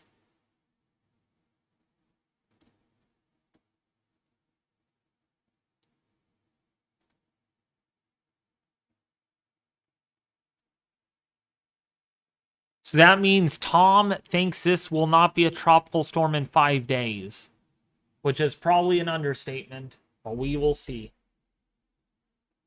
David's weather model should be called the DSC.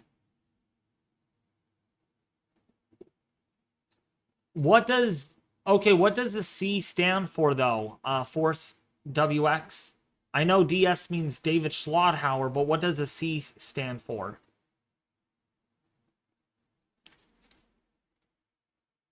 If I was a model run, I would go 160 for a very brief time, but then slowly weaken over time. Boy, dude, you would call this to become a Cat 5 again? Lava Command? Really? Really?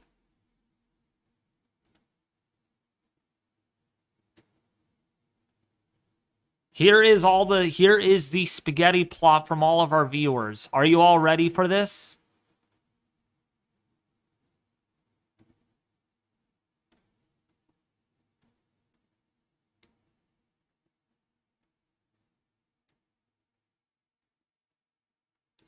I guess I'm not good at this, but we'll see.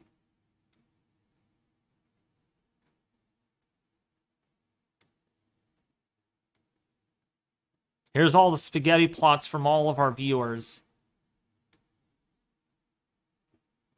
on what they think might happen.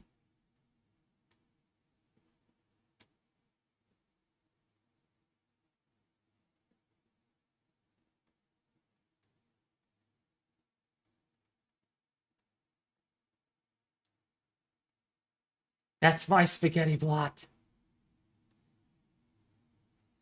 I think at lowest, re-intensification peak will be 140, 150. Highest, 165, 175.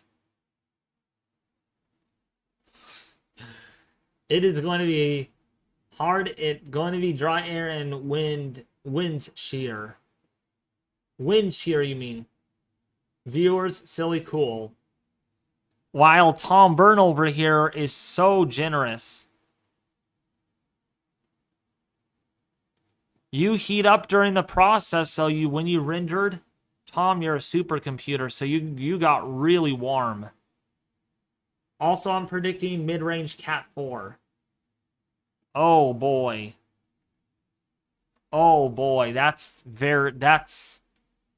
probably up in here somewhere. My gosh. Reignite. You're saying 1 million miles an hour? I don't think that would be very pleasant. I think people would be blown off the face of Earth with that.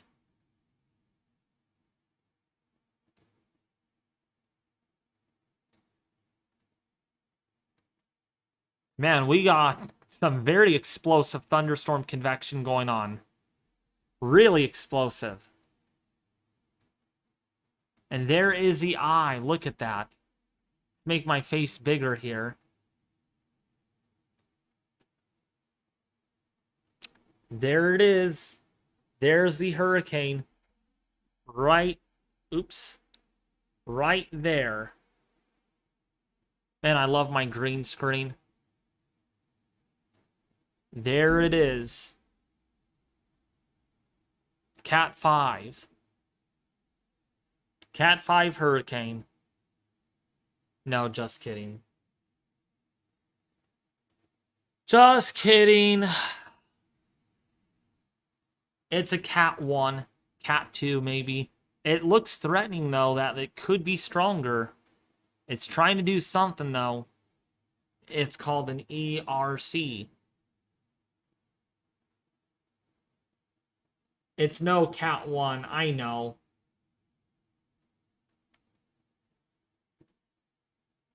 And look at that deep convection. It's the Tom Byrne hurricane.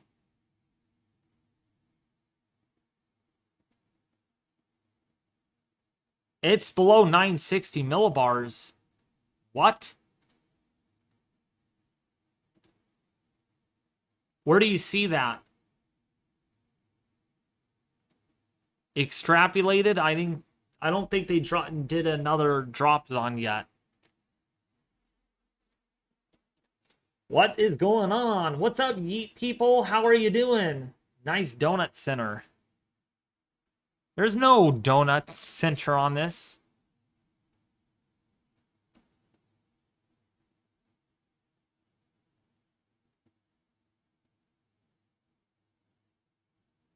Some people say a Cat 5. However, you all in the first live stream, I think, yeah, or one of the videos that I uploaded, you were all predicting, or most of you were saying this is going to be a Cat 5. And I disagreed with that. I really did, but a lot of you were actually very accurate. And I'm like, boy, if you guys are right.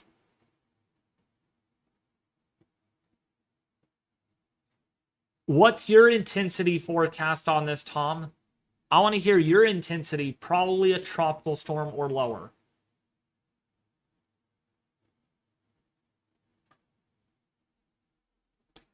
Because, of course, you're very generous.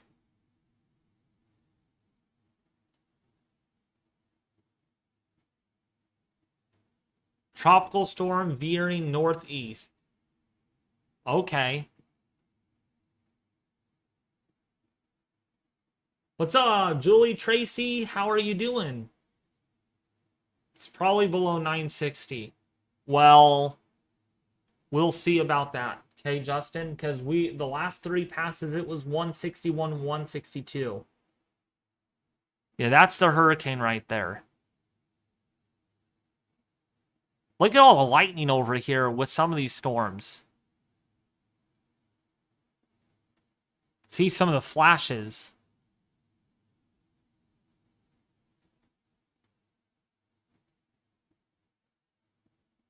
Is this even a system? Yes, it is. It is the Event NOAA Fan hurricane. I'm just kidding. It's the Justin Wilson hurricane.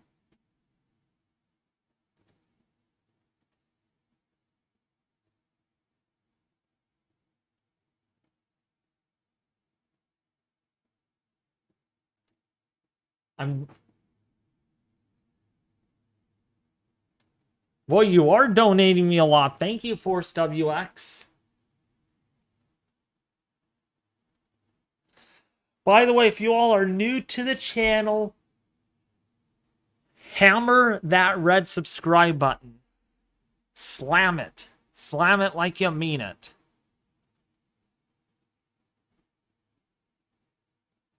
Man, we are getting really close to 15,000 subs, and I want to thank you all for that. I really do. I'm in Nova Scotia. Should we be worried about Lee? Most certainly, Sonny. At this point, there is increasing, well, I shouldn't say increasing confidence, but the GFS, the CMC models do want a landfall in Nova Scotia. As you can see here, if we go and play this through, yeah, Nova Scotia could get hit pretty good with perhaps tropical storm near hurricane force wind gusts, according to the GFS model. So yeah, certainly a strong system hitting Nova Scotia. But if we use the European model, The wind gusts don't look to be as strong, but look at this could impact certainly Maine. You're very welcome, Sonny. But again, depending on what model you look at, we can't say which one's accurate right now because we just don't know. But here's a look at the rain accumulation forecast over the next 10 days. And yes, if this moves into Nova Scotia, this could bring 5 to 7 inches of rainfall. 5 to 7 on the GFS. The Euro wants this impacting the Northeast more. So some areas could even get 8 inches of rainfall. Maybe close to 9 inches of rain.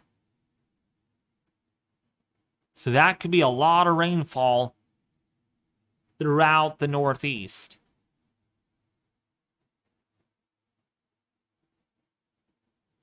Yeah, Brooksboro, yeah, that's what I was thinking. About 1 million-ish. Serving up Irish coffee. Nice, Julie.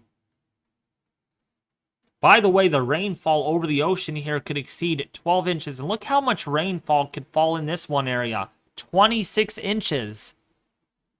26 inches of rainfall.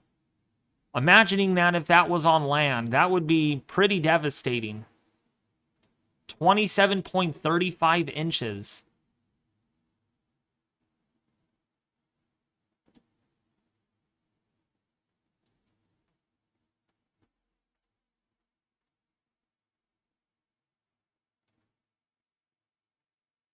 New York sucks. Glad I don't live there anymore.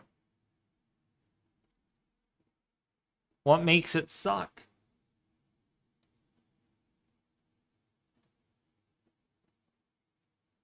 And these low-level, or these clear surface winds could certainly be hurricane force.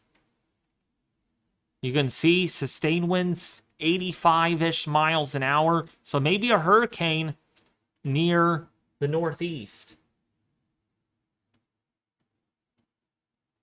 See what we got now on Recon. I think they're done investigating. Yep, I think they're done. So, given the fact that what we found, they found pressure probably about 961, 962. Not much difference. Florida is better. Well, you don't have to deal with the nor'easters anymore.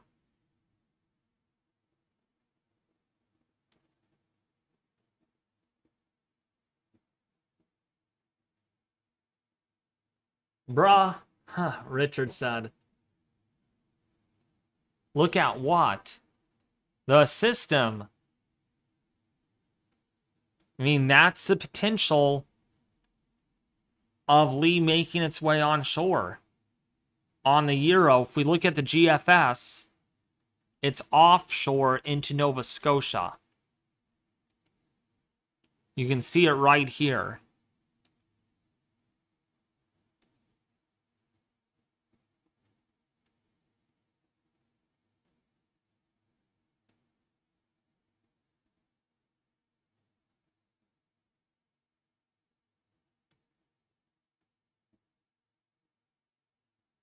You're telling me you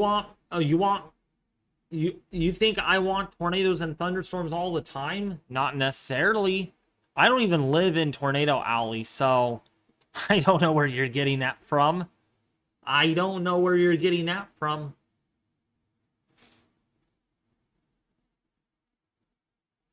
So less than an hour before the NHC does their 11 o'clock advisory.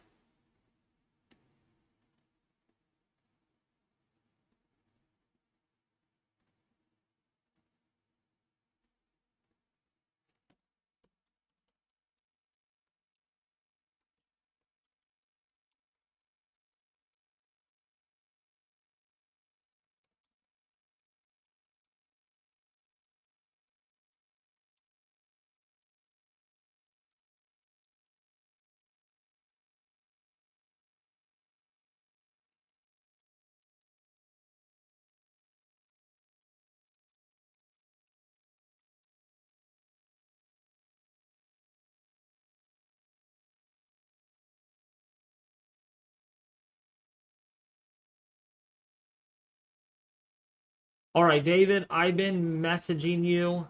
Sorry. Hello, Dave. I live in Eastern Part, Maine. Do you think I really have to watch out for this storm?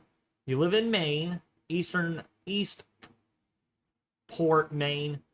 So that's over here. I would definitely... Oh, yeah, Eastport. Oh, boy, that is right there on the border of Canada and Maine. So, should you really watch this storm closely? Absolutely. You're going to get some impacts from the winds out of the north, probably tropical storm force winds from the northerly direction. Wind gusts could reach probably about 45 to 65 miles an hour. But again, depending on what model you use, the Euro wants easterly winds at first, and then they shift out of the southeasterly at about 56 to maybe 60 miles an hour with wind gusts that could reach perhaps 65 miles an hour. So yeah, definitely a strong system moving through your area. Maybe, depending on where this hits, but I think you're going to be in the crosshairs. You're going to get some sort of impacts. Either southeasterly winds on the Euro or northerly winds on the GFS. Hopefully, you heard that.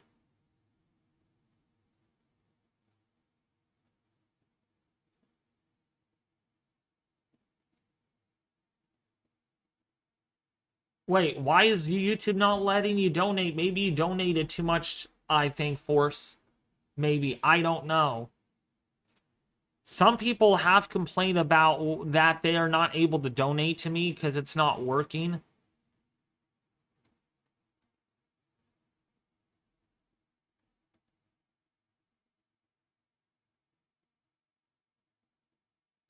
Thank you, Steven. Sorry if I got to your message late, alright? I'm so sorry. But I'm glad I was able to get to it as soon as possible. How soon will it be when these hurricanes don't lose strength when coming up north? So it sounds like you don't want it to lose strength. You want it to be strong. It's going to weaken as it goes north. That's going to be a guarantee. Once this moves north, over time, it is going to start encountering more shear, and therefore, it's going to begin weakening slowly, and the wind field is also going to get larger. These are tropical storm force winds right here. This is a huge, huge wind field on the Euro model. The GFS wants the wind field probably about as big. I mean, a huge tropical storm force wind field. Oh no, I might have jinxed myself.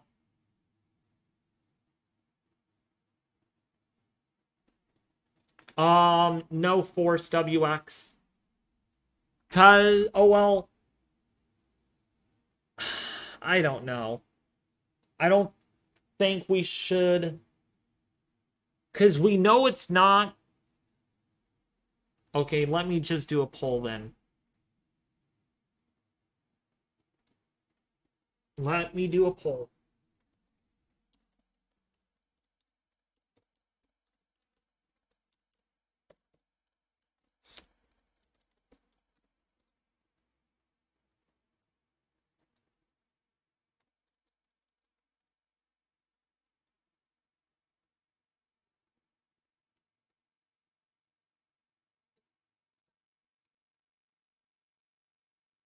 Let's see what you all think. So we'll do... I could only do... Okay, so we are at Cat 2 right now. So I'll do Cat 3. Cat 4. Actually, I'll do do a couple more. Let's do this. Cat 5. So I will do... We'll do this.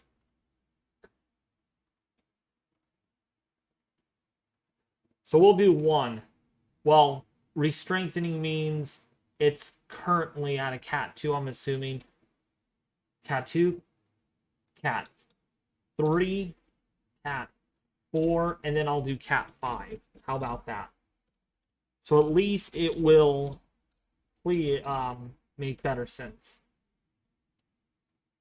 How strong could Lee re-strengthen? Let's see. So what you all say, huh? What my viewers are gonna say.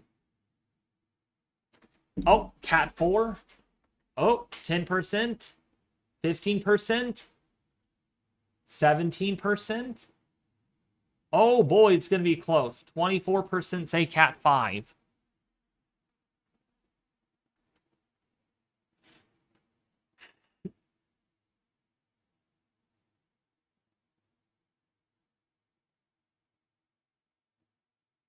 And some of you that want this a Cat 5, boy, you are going aggressive. I predict Cat 4 or 5. Really, Severe Weather Center? Boy, you are really bullish. Now, Severe Weather Center, what are your thoughts about the Euro model? Do you think it's on to something? Do you think it could get as low as 9? Let me show you this. Do you think the Euro is on to something down to 906 millibars? I want to hear your thoughts, because that is a Cat 5. Probably low end. Man, Richard is wishing for a strong hurricane. What's your problem? Cat 5 plus? You want a Cat 5 plus? Boy. Cat 5 please, or plus. Cat 5 is like not thinking congrats. Oh my gosh. 60% of you guys are voting Cat 4, which is probably more realistic. Low end, I think about 130 miles an hour it might re-strengthen to at most. I'm thinking 155 mile per hour winds. Man, some of you are aggressive.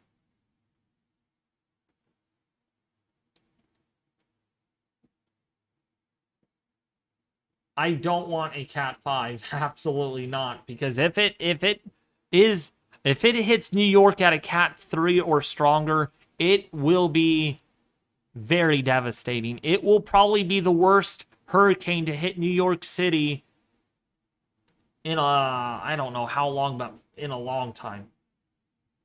Maybe a Cat 69? Oh my gosh, dude. That doesn't even exist.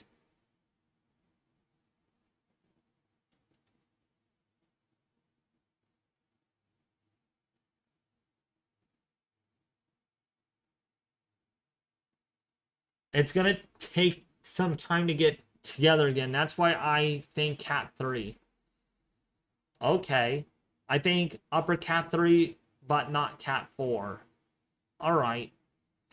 Yeah, I would say my intensity forecast is probably going to be like 130 at most. At most, Cat 4.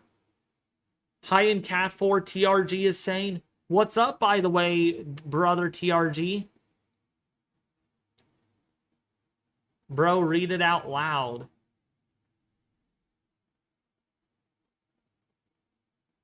I think, and by the way, here is your guys' votes. If you guys want to see, here it is, right on the side of the screen. 58% of you are saying Cat 4.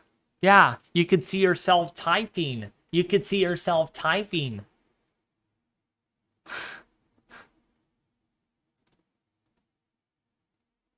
And that mission is done.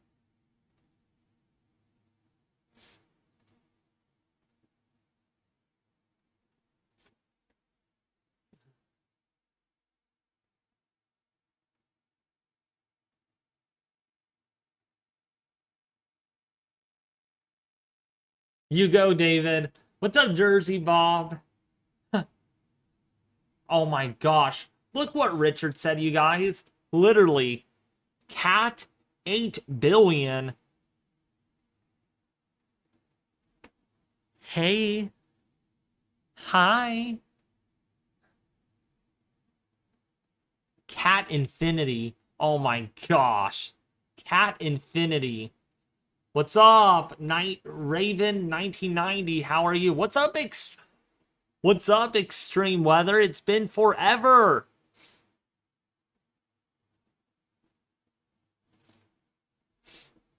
Boy, everyone's saying like hi to the chat.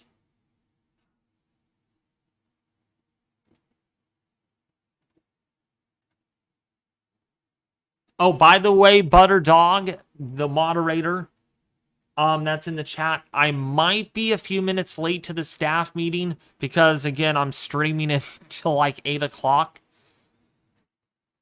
Hopefully the advisory comes out right before 8 o'clock so I can read it through so it's not late. What's up, Taniel Space Weather Station? Maybe it's Taniel's fault. That's why this hurricane exploded a day and a half ago. No, I'm just kidding. I'm just kidding.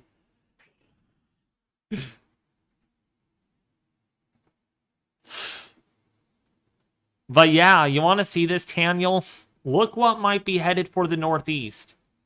Right over your area. Skip staff meeting. I cannot skip that staff meeting. That's been planned for like over a month now.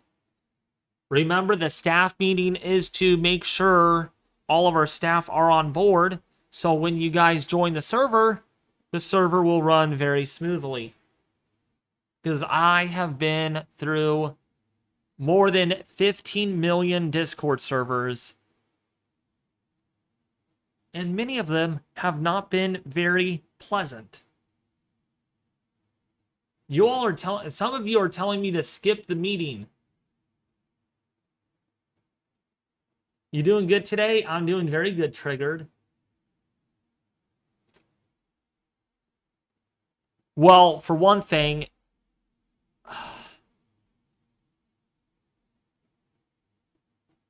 Zoom meeting. Skip it. So a lot of you are telling me to skip the meeting. Don't skip the meeting, it's important, Justin Wilson said. Your call, David. Because next Saturday, I'm not going to be doing a staff meeting, because if this is going to make landfall in Nova Scotia, we'll probably be live streaming it. So that's 2 weeks in a row that I'm going to be skipping a meeting. So I'm probably going to do the staff meeting tonight anyways. And also, my family wants me downstairs because it's my grandma's birthday. We're actually going to celebrate it tonight. We're going to have cake. We're going to, my grandma's going to open up presents and stuff.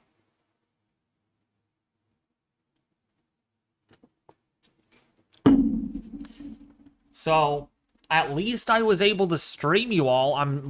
Luckily, I'm able to stream until the advisory, right? We're waiting for the advisory to come out. So, I mean, at least I'm providing something, right? Do you all agree? All right. HSC model has been rendered. Let's see the model. Oh my goodness. Let's see with what you say. Yellow equals general people. Green equals NHC members. Blue equals David DSC. All right. And pink equals HSC. Wow. Dang. So that's what he is forecasting. That's a very aggressive model. Not too bad, actually. But wow, look at some of these members up here. High in Cat 5.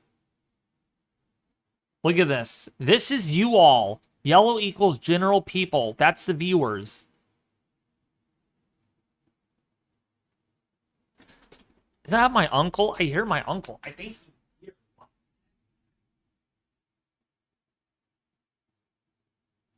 Maybe not.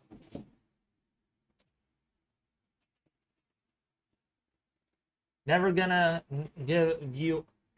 Oh, thank you, Razzler King. I'm glad you all appreciate me so much.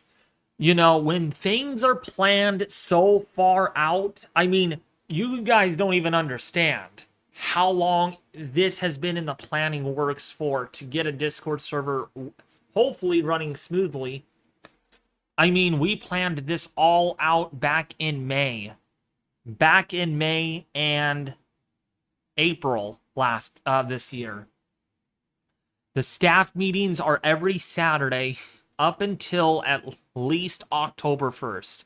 Once the server opens, there won't be as much staff meetings because the server is going to be opening. Yes, the server opens October 1st at 6 p.m. for everyone. But for members, it will be on September the 15th. Who is all excited to join my Discord server? Who is all excited? I should actually do a poll that will you be joining my Discord server? And I'm hoping a lot of you say yes.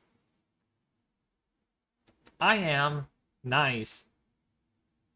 Do we have to pay to join? No, Tommy, it's free to join. Because, well, unless you're a member, well, if you're a member, it's free to join regardless. But you get invited 2 weeks earlier. Actually, let's make that a little more than 2 weeks earlier. So, and actually, I promise you all, Discord is a fun platform. I promise you. Ignore the drama, and you shall be fine. It's, you know, what I think Discord as is I always think of it like Google Team. Oh, no, wait. Microsoft Teams. Have you ever heard of Microsoft Teams? I'm sure all of you have. It's like that. It's literally like Microsoft Teams. It's like Zoom. I mean, you could do a lot in a Discord server. I mean, actually, you know what? If I join Lobby 1, you could actually start an activity and you could actually play games in here. It's actually a lot of fun. You could open soundboard and you could be like, you could do a lot. I mean, it's really fun. It really is. So this is what the hurricane looks like right now. Definitely an Eyewall replacement cycle taking place, and I bet you the NHC will detect that too in their next advisory. And it's down to a Category 2 hurricane.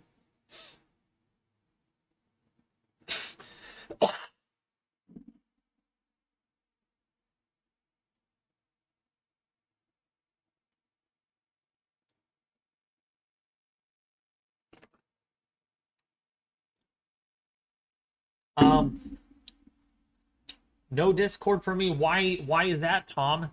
Why do you not want to get Discord? It's free to join. It really is. Explain. I want to hear your explanation. Why do you not want to have a Discord or get a Discord? It's lame. What makes it lame, Tom? Just tell me. At Severe Weather Center, I'm not allowed to advertise. Satellite is down. Okay.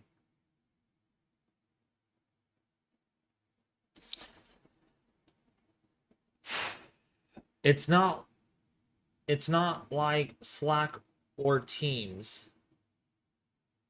When is your birthday? When is my birthday? November 15th. 3 months from... Oh, wait. 2 months from today. Or, no, not today. From Friday. 2 months from this Friday. Yes. 5 days after my birthday. Whose birthday is on the 15th of November? I want to see how many have their birthday on the same day as me.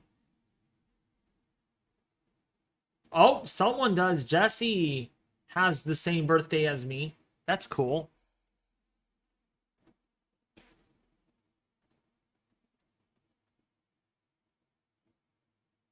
Yeah, we got more deep convection.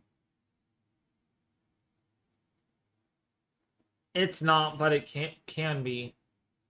15th of December, laughing out loud. Wow, Jody, your birthday's nearly the shortest day of the year. I'm December 16th. Oh, nice.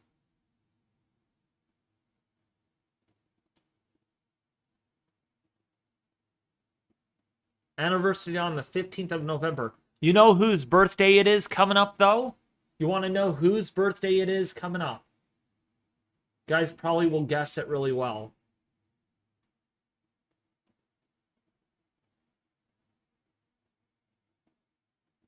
Hey, Martin, welcome back. How are you? Where the cone of uncertainty? That's probably what you're referring to. I'll actually plop it up here.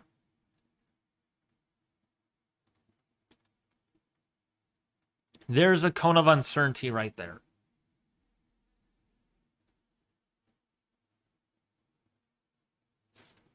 My birthday is... Okay. It's my YouTube channel's birthday. Guess when my YouTube channel's birthday is?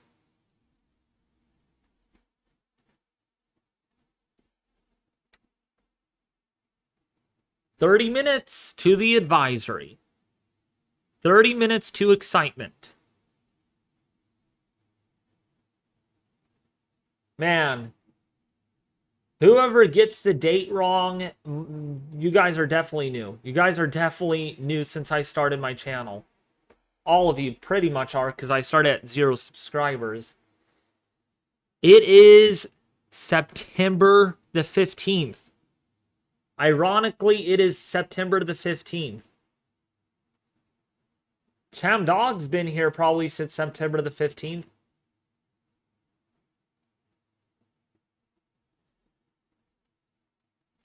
So, yeah, it's coming up. What advisory? NHC advisory in 30 minutes. That's their next advisory, 11 o'clock tonight. This thing is not turning. It's supposed to turn a little bit.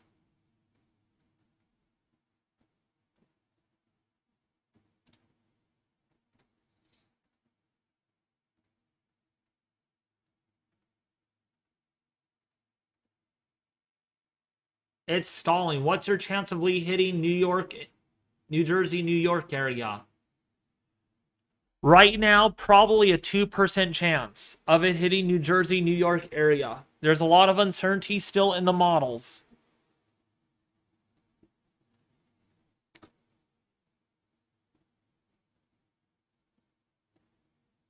Make a cake for your channel's birthday. No, no, no.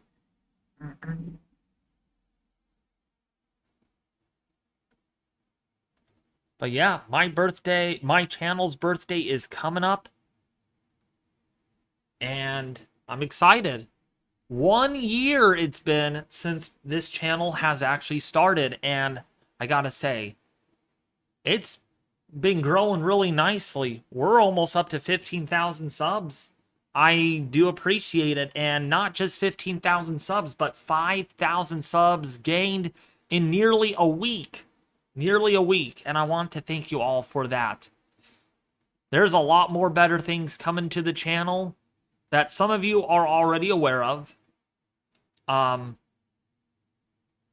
course, one of the first changes you have noticed is the more simple thumbnails. Not really simple. I don't know how you would state that, but like, you know, easier to see and easier to read. You know?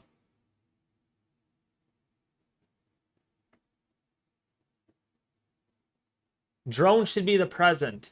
Well, the drone comes from the members only content. You'll understand with what I mean. I know some of you are confused, like, what is exactly members only content?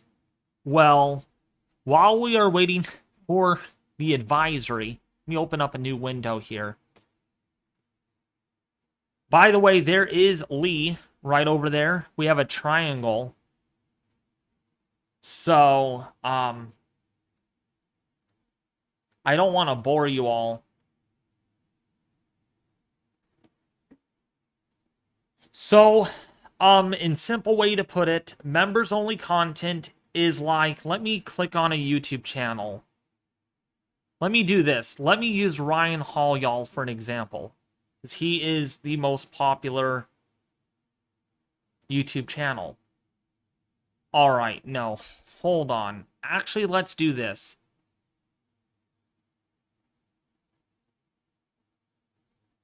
Yeah, so for an example, I'm going to give a little shout out to Nate Snyder, actually.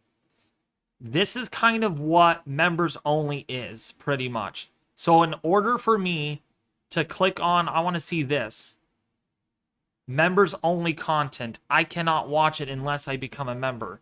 So that's basically going to be my drone stuff, but for members only, in other words. So drone footage that I have is weather related, but it's kind of a unique side addition to the channel. You know, because, you know, weather that we're looking at, hurricanes and stuff, tornadoes, severe weather, that sort of thing, that's not members only content, because people's lives could get seriously in danger for dangerous weather. So that's not members only content. Members only is kind of like, how should I word this? How should I word it? It's kind of like,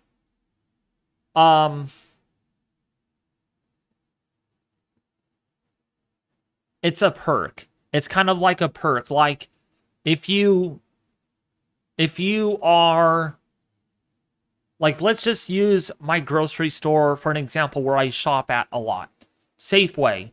You can become a member to get deals, you know, to get your savings, you know. So instead of say like detergent or laundry detergent is like $20, if you're a member, you can get it for $14. So it's a side edition of Safeway, you know, with their product, you know, versus, you know, with my drone stuff, that's a side product for my YouTube channel if you become a member.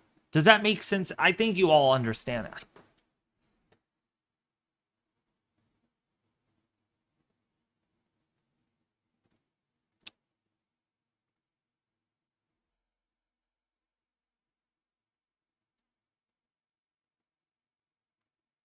All right, so if you're a member, you don't get money, but you get a perk, and the perk is, like I just said, okay, early access to the Discord server, okay, and getting drone, and eventually getting a GoPro. But a lot of you voted yesterday for what you want me to buy first, and a lot of you said drone first, then a GoPro. So, yeah. I'm listening to what you guys want me to do, and a lot of you voted for drone first. How about this? I'll make it more fair. Once a month, or maybe once every other month, I will upload drone footage for the public to see. How about that? And then the rest is, say, for members only. I think that's a good compromise, right? Does that sound like a good compromise?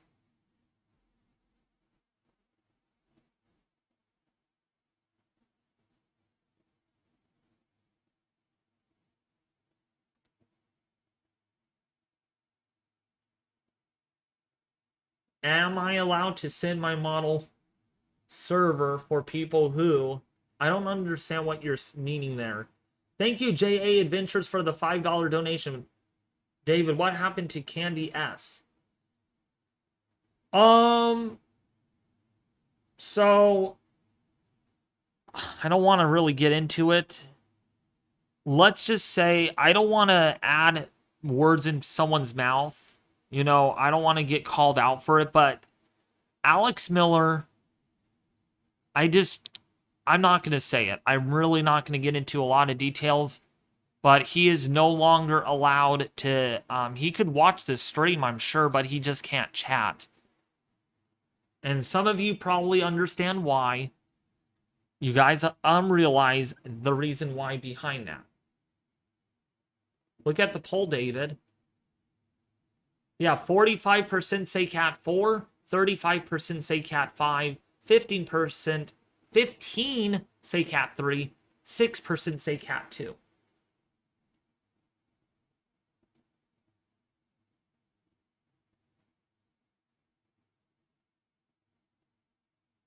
All right, so to become a weather model, I want to ask you this question, a few of you that are interested in.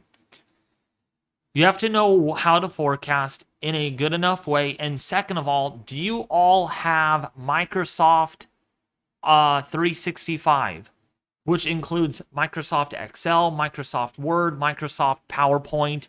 Do you guys have Microsoft 365 or Microsoft Office 365? That is a requirement. If you don't have it, you are not going to be able to render. You're not going to be able to be a model. What's up, Bradley? How are you doing, Bradley Merritt? Rose has it. All right, that's good. Because I know you have to pay. It's like $6.99 a month for Microsoft Office 365.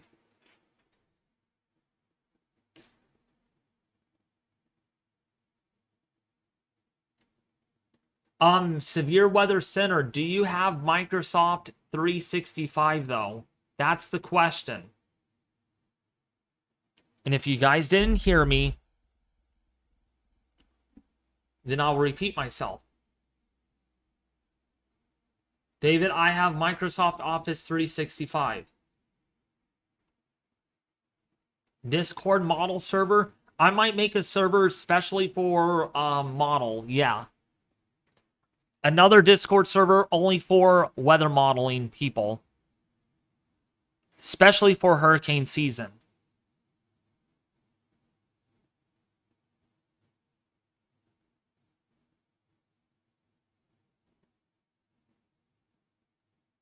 What's up, Mick? MT, how are you doing? I have it free because I am a student. Oh, nice. Oh, that's good that they provide that. But if you're a student, I don't know if you're allowed to do 365 without, you know, I think you're allowed though. Don't think there's a limitation to this program. I know, I heard you, Severe Weather Center. Yes, you do. Including PowerPoint. Good. So I can send my Discord server because people... Oh, no, you can't promote your Discord server. No. No, no, no. I thought you meant to create a Discord server.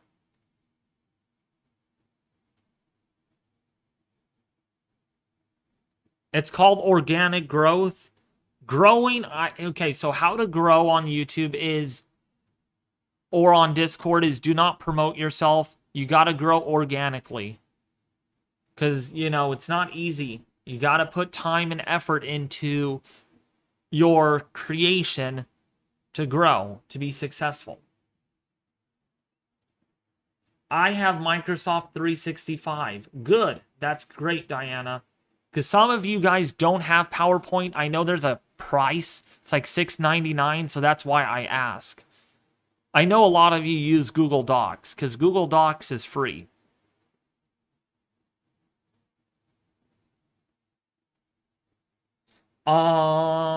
Sean Berger has PowerPoint. That's great. David is paying for everyone. Thanks, David. You're the bestest. You're very welcome, Jesse. Not for promotion, want to see my models. Okay, then that's a different way. All right. As long as it's not too excessive, then that's fine. But yeah, this is the hurricane, you all. Look at this. System is trying. It's trying to get better organized.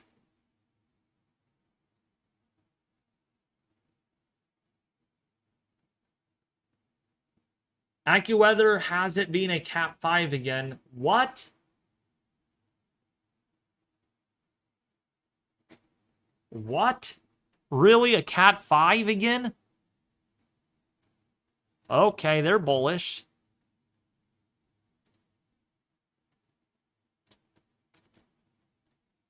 There's a lot of lightning going on in there, though.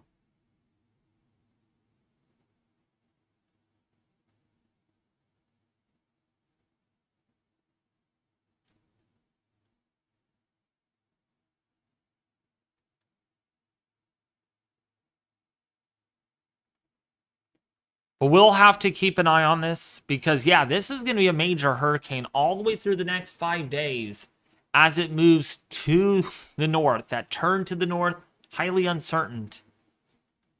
That's why the cone is this big. It's a big cone of uncertainty. How did you get subscribed, David? Well, you go to Microsoft 365. And then you just buy. You just subscribe. Will this be a typhoon? No, Martin. Because it's in the Atlantic. It's in the Atlantic.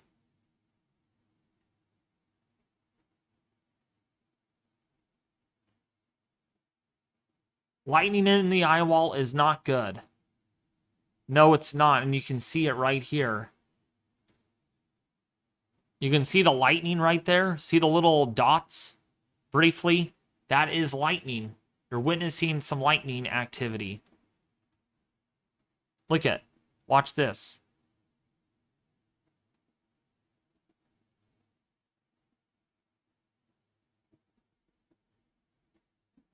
New advisory. Oh, someone said new advisory is out. Wow, this is early. Not yet. I don't see it. You bet it's a category 2. You bet it is. Yes, it sure is. By a good margin. Down to 105. 105 mile an hour winds.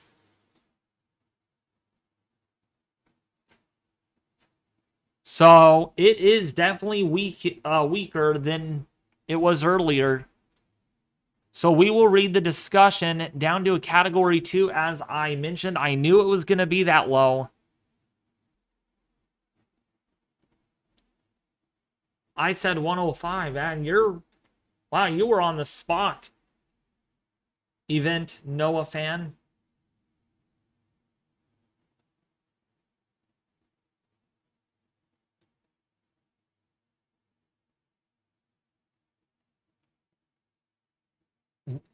Wait, they're still forecasting 140? They're still forecasting 140? Are you serious?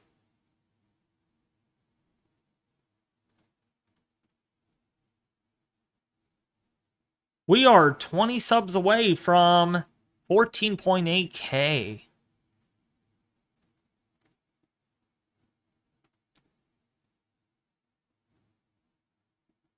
Oh, you made the server for me. Thank you.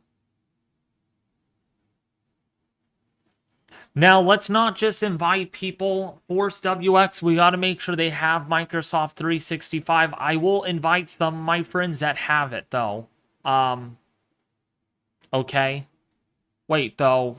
Actually, oh, I could invite people, so that's good.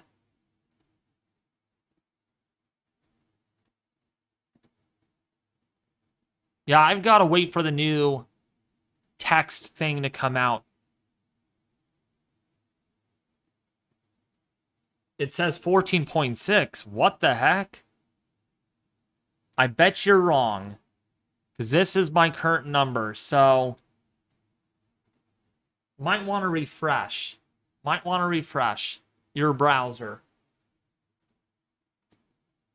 Yeah, I'm waiting for the next advisory to come out.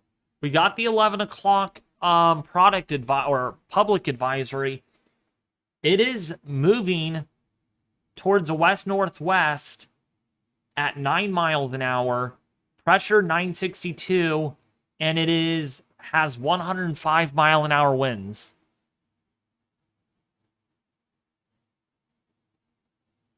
What does lightning mean? It usually means it's intensifying or it's trying to. That means we're getting very intense updrafts, upward motion and thunderstorms. And that's why you get lightning. So we are waiting for this to change to 5 o'clock.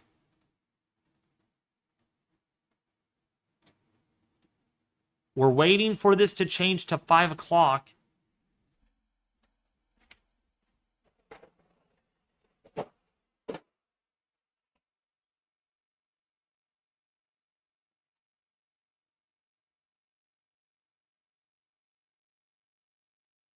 Looks like they're here.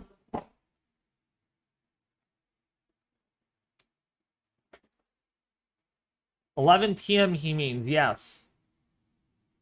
So we're waiting for that to change to 11 o'clock tonight.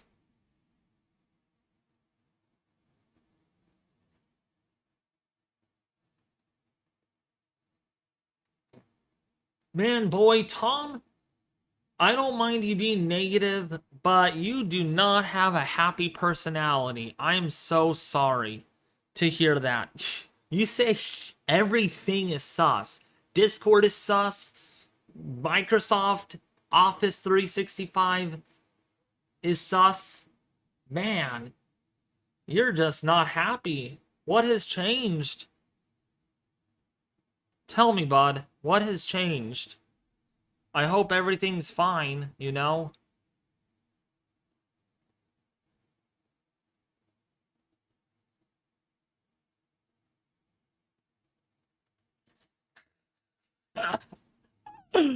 Everything is sus. Oh, by the way, you all, that is my old station that I had outside back in mid-August. Thank you for sharing the stream. I love you a lot, Julie. Thank you for sharing the stream on Facebook, X-Truth Social, LinkedIn.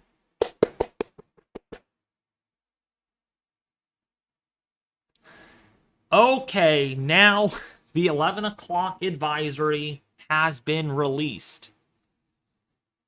Okay, this is early, which is nice, because then I could have my meeting on time. So while the geostationary satellite apparently has not changed appreciably since a prior advisory, data from a NOAA P-3 reconnaissance mission in the storm, in addition to earlier GPM and SSMIS microwave data, indicate that Lee is in the middle of an Eyewall replacement cycle. Bingo! Bingo! I called it!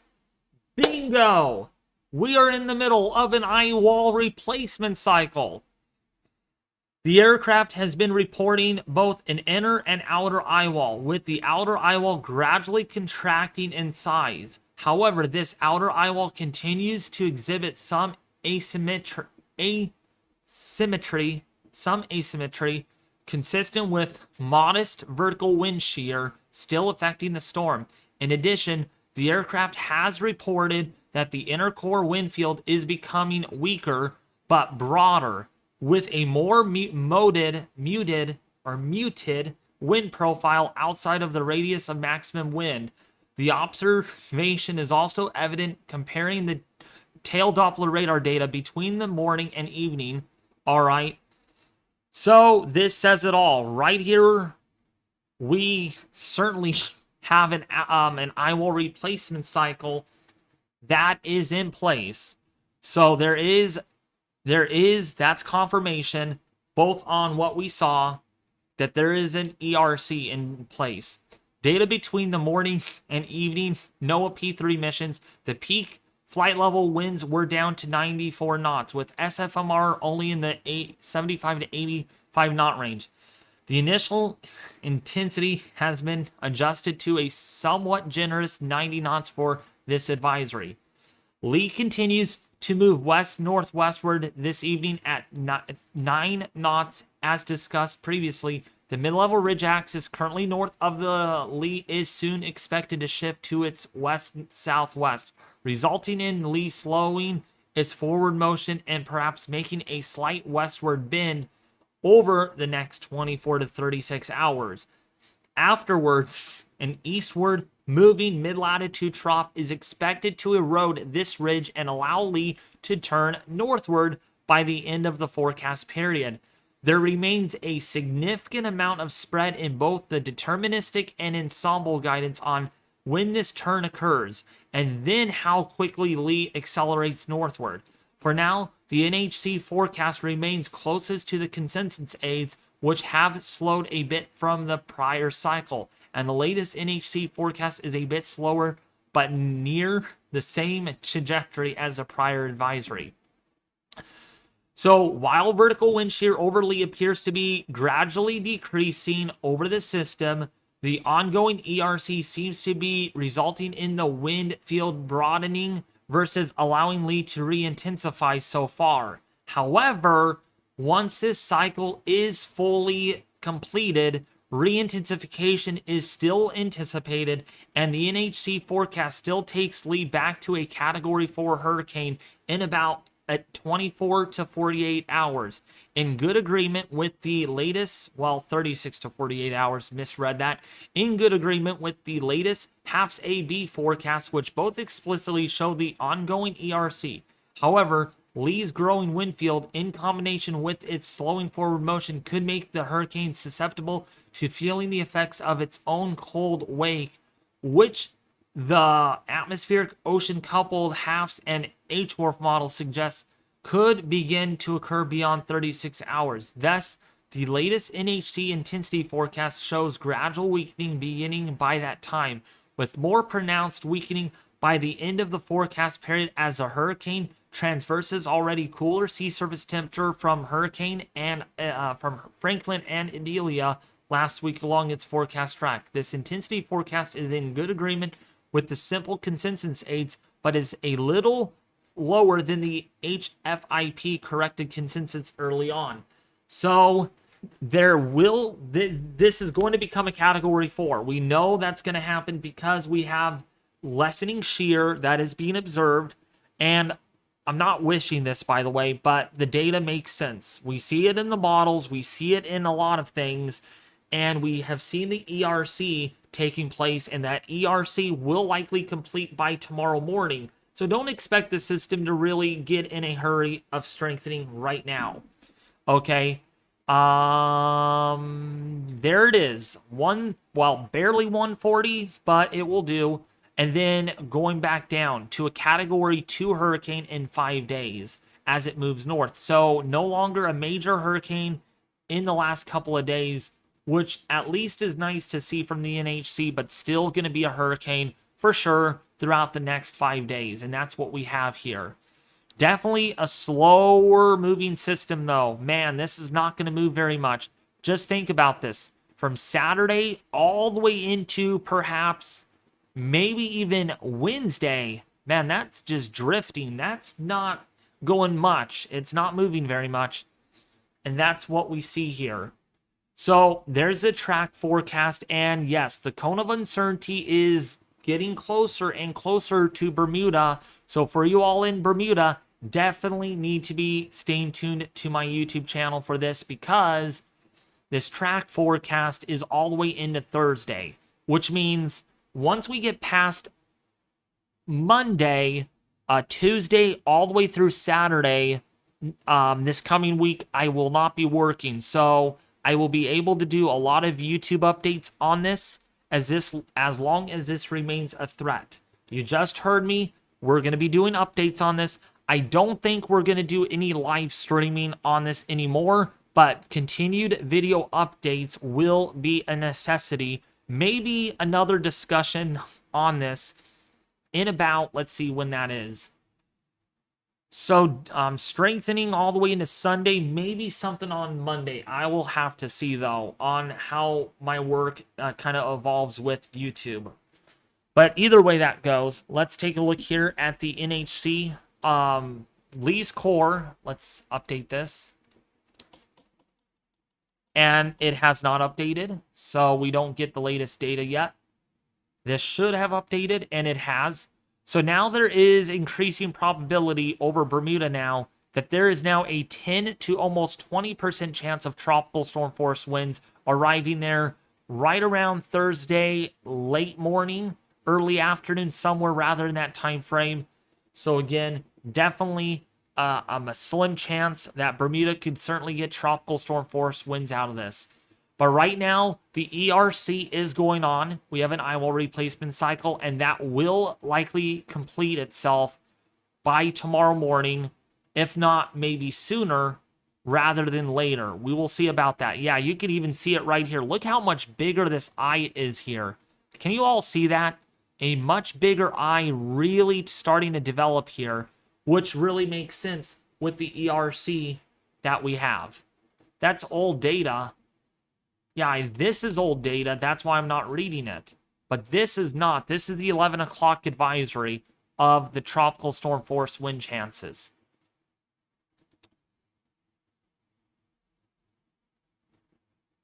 So, kind of I went through the models earlier. You could rewatch this as a video. All right, I promise you all, you guys can go back and watch it and digest through that. That's the awesome thing about streams here on the channel, is this becomes a DVR recording. All right, any questions? Any questions at all? 4 minutes to 8. Anything you guys have for me? So a lot of you say a category 4, so we're gonna end the poll. I bet Alex Miller is watching. He is watching, I'm sure. Wait, I need to post you one more model before you go. All right, I will show it. 4 minutes left, so you have plenty of time.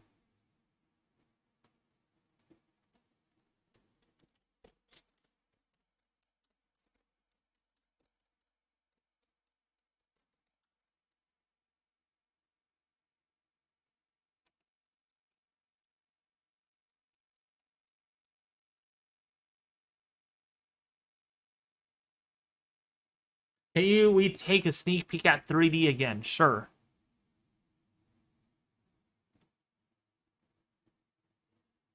Really awesome coverage, David. Thank you. I do appreciate that. Ali Runix, I do appreciate that very much. So we do have an ERC taking place, and once this completes, strangely enough, we could see some really quick intensification on the other side. Wait, so no update to the ensemble models? No new tracks? No, we have no new updates on the ensemble yet. The spaghetti plot is as is, like we showed you earlier. You know, and this is the track forecast from the GEFS. Oh, wait, here's a new update. This is the 18Z output. Basically the same thing. More of these models, actually. More of these members want this clipping the Cape Cod area, but the majority of these want this hitting Nova Scotia. So there is still a potential. I would not ignore this if you're in the eastern seaboard like Cape Cod. If you're in Maine, definitely there is 1, 2, 3, 4, 5, 6, 7 of these models. Now, ignore this one. I don't know what that one is on, but that's not going to happen. But 7 of these models want that in the northeastern seaboard.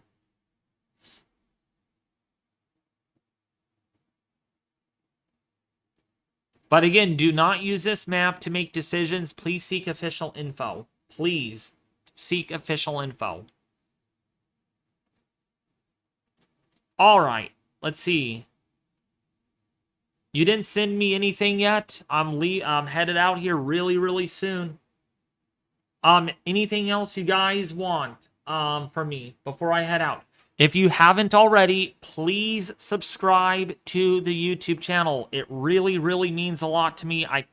I do appreciate your diligent support, and I love the work that I do. So if you haven't already, please subscribe. Also hit the like button if you're new, and also share this with your family and friends on social media, as this is a video early on. That's why I did the discussion when I did at the beginning of the stream, so that way when it becomes a video, people could actually re-watch that. He said it in the server. Oh, okay. Alright, Eyewall recycling true. Intensification anticipated true. Landfall expected within 48 hours not available. Solid eye false. Chance of a Cat 4, 92.8%.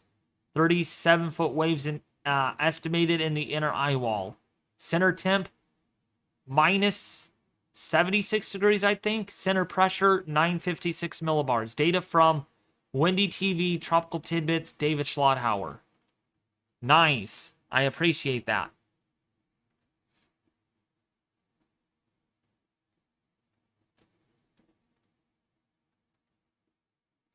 Oh my, we're almost up to 14,000. 14.8 thousand, folks. Could we do it? Could we do it? Give it another minute. We're close. Not that it's a milestone, but wow, we are inching closer to 15K. Halfway there to 20,000 subscribers. And I will continue to do updates on Lee throughout the next week. 5 more left. 4 more left. 5 more. All right, folks. I think that is it. What is a percent of a New England landfall? Right now, probably about a 2% chance for right now. Should I evacuate from Bermuda now? Hunter, I would not yet. I wouldn't. Again, once that NHC cone, please visit the NHC for latest information. Please. That's the best I can give out right now, because what I'm providing you, it's not saving grace necessarily. It's just to get your guys' attention. So please, if you're on Bermuda, please look at the NHC for latest information. That's your best source. That is absolutely your best source. Okay, because I could only do so much. Right? I'm only here to provide you my own opinion and information on what I think is happening, along to go with some of my moderators that are in chat. All right. So, I think that's it. I'm 2 minutes late to my meeting. So, I will be headed over there. Right now. So, you're probably hearing people talking in the background. So, thank you all for watching this stream. If you haven't already, share, like, and subscribe. And I will be back with you tomorrow. Now, as far as tomorrow goes, I don't think I'll be doing a live stream. Instead, it's going to be an afternoon video released by 3 p.m. Pacific Daylight Time. So make sure you have all notifications turned on if you do subscribe and help support what I do. All right. Thank you all for watching. I'll see you tomorrow.